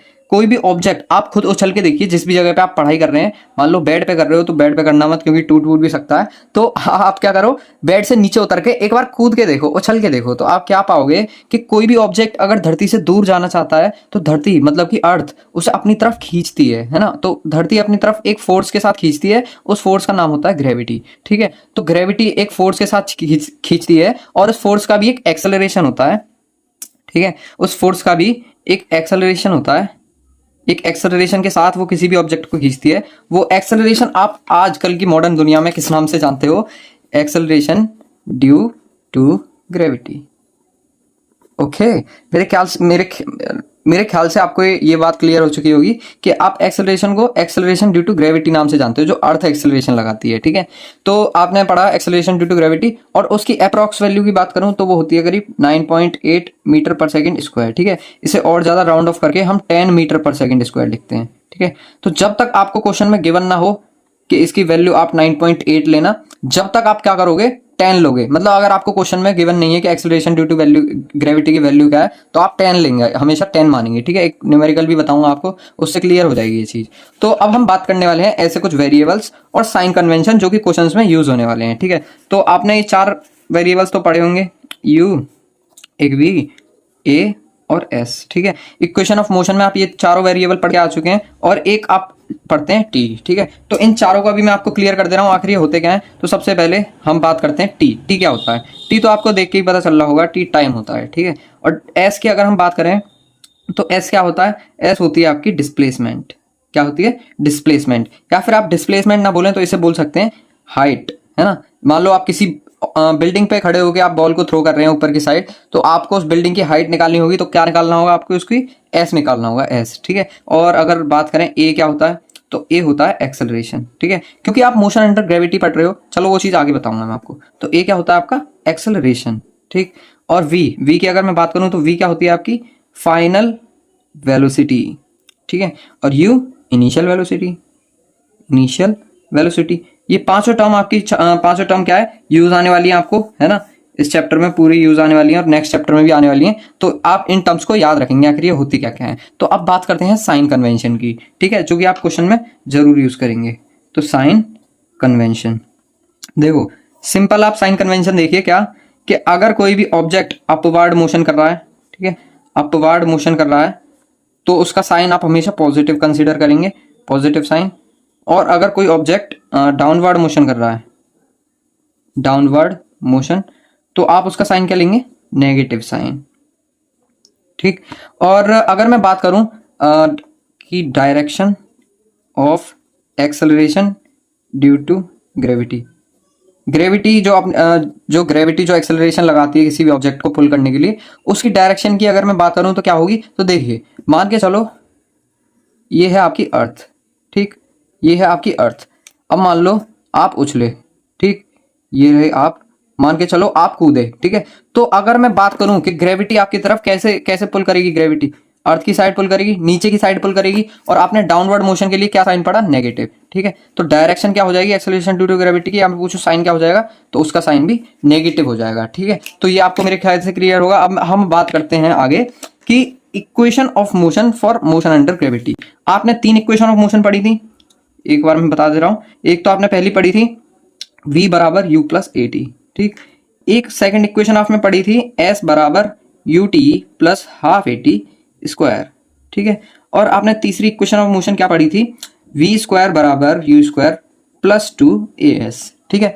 अब इन्हीं को, है ना, इन्हीं इक्वेशन ऑफ मोशन को आप किसके मोशन के लिए देखेंगे, मोशन अंडर ग्रेविटी के लिए देखेंगे। तो यहाँ पे जहां जहां भी एक्सेलरेशन है उसकी जगह आप क्या लगा दोगे, एक्सेलरेशन ड्यू टू ग्रेविटी, क्योंकि आप किसके अंडर में मोशन की बात कर रहे हो, ग्रेविटी के अंडर में। तो एक्सेलरेशन भी चेंज होकर किस में बदल जाएगा, gravity, acceleration due to gravity में, ठीक है। तो सबसे पहले पहली इक्वेशन क्या बनेगी हमारी, v तो v रहेगा बराबर u रहेगा, है ना।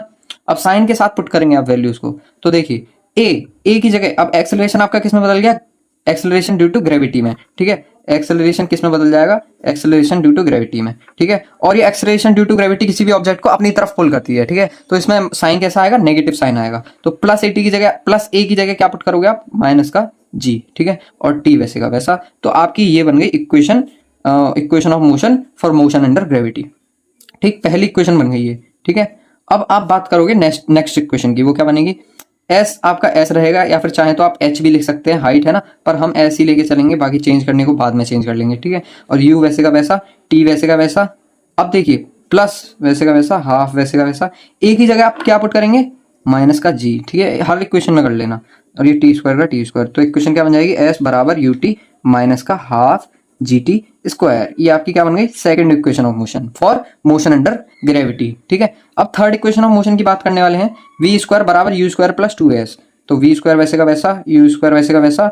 अब प्लस 2a की जगह माइनस 2g हो जाएगा, है ना।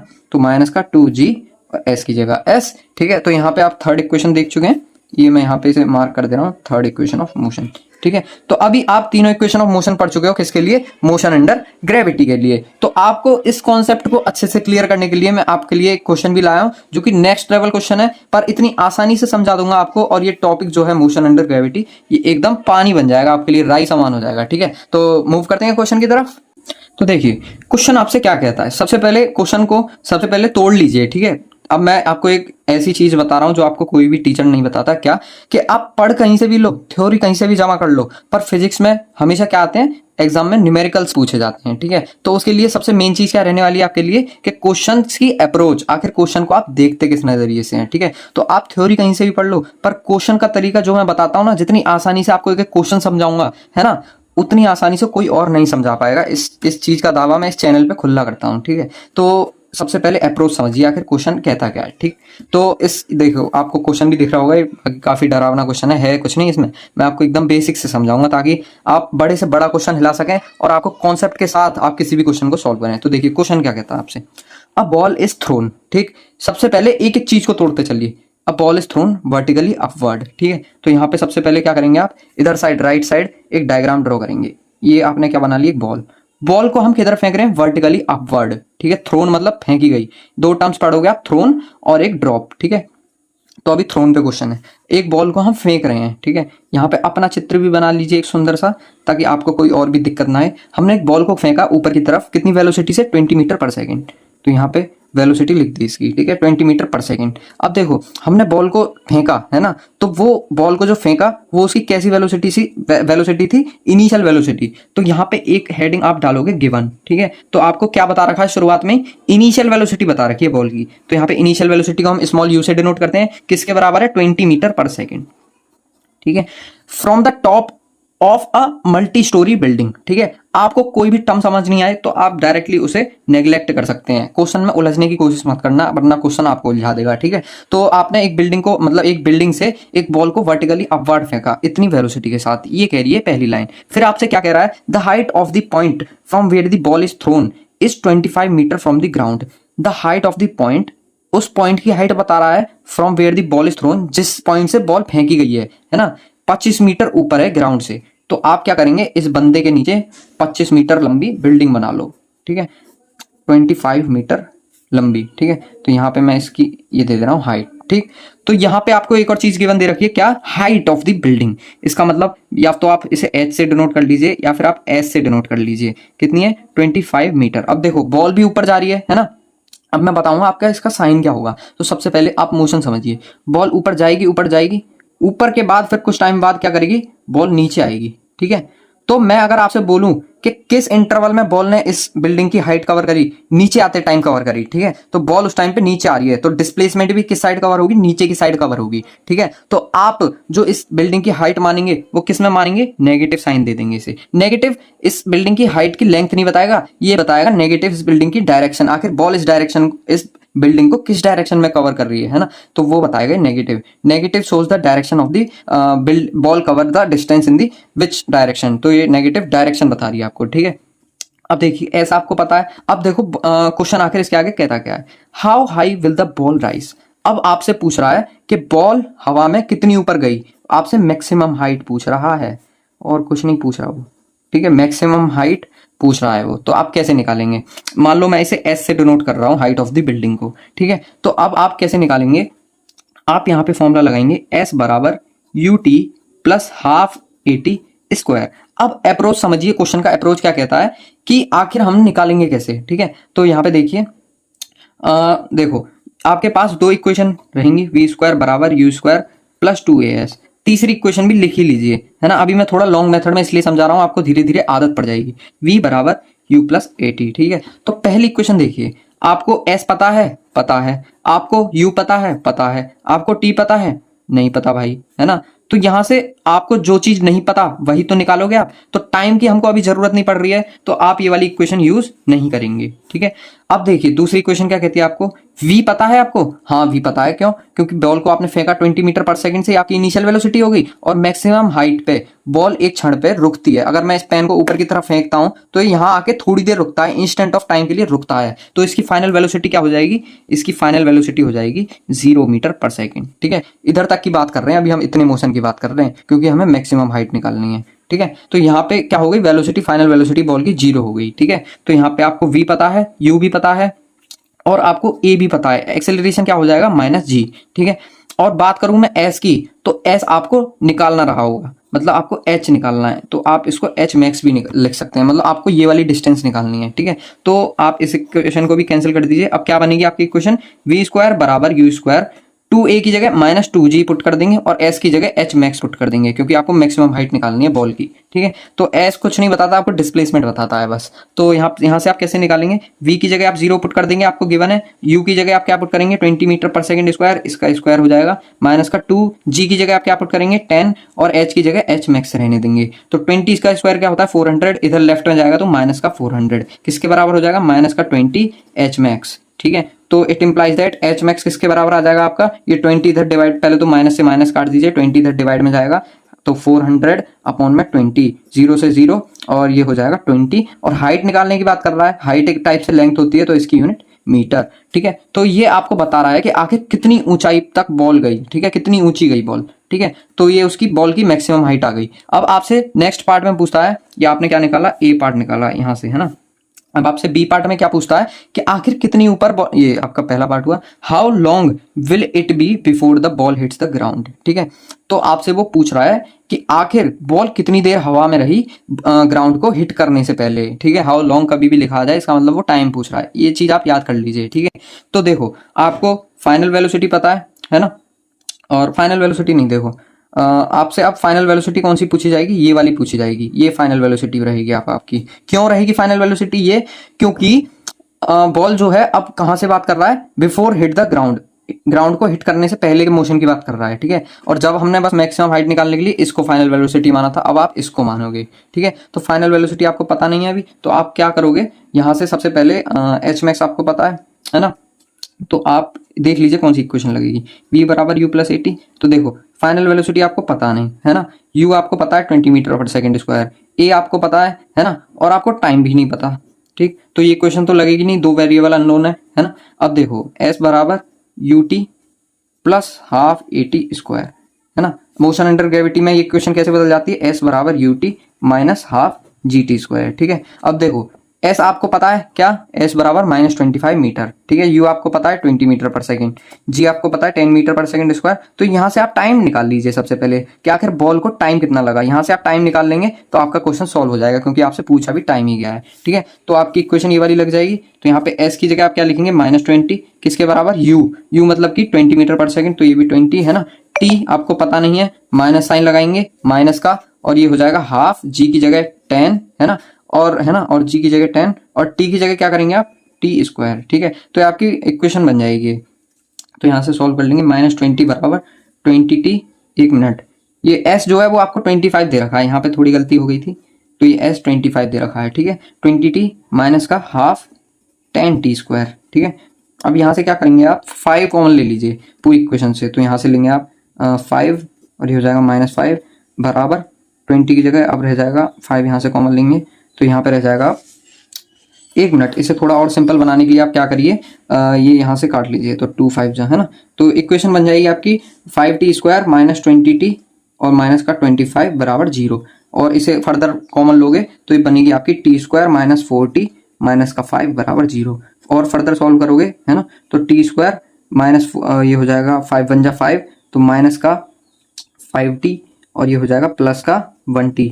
ठीक है, और ये माइनस का 5 बराबर 0। तो यहाँ से क्वाड्रेटिक इक्वेशन को अगर आप सॉल्व, यहाँ मैथमेटिक्स है पूरी, अभी आप ध्यान मत दीजिए इस पे, क्योंकि इतनी डिफिकल्ट कैलकुलेशन आपसे पूछी भी नहीं जाएगी। तो यहाँ से t कॉमन लेंगे तो t माइनस का 5, और ये बन जाएगा, यहाँ से माइनस का 1 कॉमन ले लेंगे तो यहाँ बन जाएगा, प्लस का 1 कॉमन लेंगे, ये बन जाएगा t माइनस 5। तो यहाँ से आपका t क्या निकल के आ रहा है, t माइनस 5 बराबर 0, तो टाइम यहाँ से 5 सेकंड निकल जाएगा, तो आपका आंसर भी यही हो जाएगा। ठीक है, तो यहाँ से हमने टाइम निकाल लिया, तो वही क्वेश्चन में जो पूछा था, how long will it be before the ball hits the ground. ठीक है, आखिर बॉल ग्राउंड को हिट करने से पहले कितना टाइम लगाया बॉल ने, तो वो आपका निकल के आ गया 5 सेकंड। ठीक है, तो बॉल ने ग्राउंड को हिट करने से पहले 5 सेकंड वो हवा में रही, वही चीज आपको क्वेश्चन में बतानी है, और यहाँ पे आपने एक बड़ा सा विशाल सा क्वेश्चन सॉल्व कर लिया है। अभी आपको इनिशियली टाइम लगा होगा, पर आगे जैसे जैसे आप प्रैक्टिस करते जाएंगे, जैसे जैसे आप मोर क्वेश्चन सॉल्व करते जाएंगे, वैसे वैसे आपको आसानी होती जाएगी। तो आशा करता हूं आपको ये वन शॉट एकदम पसंद आई होगी, और अगर इसी तरह की और वन शॉट चाहते हैं तो जल्दी से वीडियो को लाइक करिए, और जो भी आपके मन में आ रहा है, कोई भी क्वेश्चन हो या फिर कोई भी क्वेरी हो, आप जल्दी से कमेंट कर दीजिए, और मैं आपका एक एक कमेंट रीड करने वाला हूँ, एक कमेंट पे रिप्लाई करने वाला हूँ। तो जब तक के लिए धन्यवाद।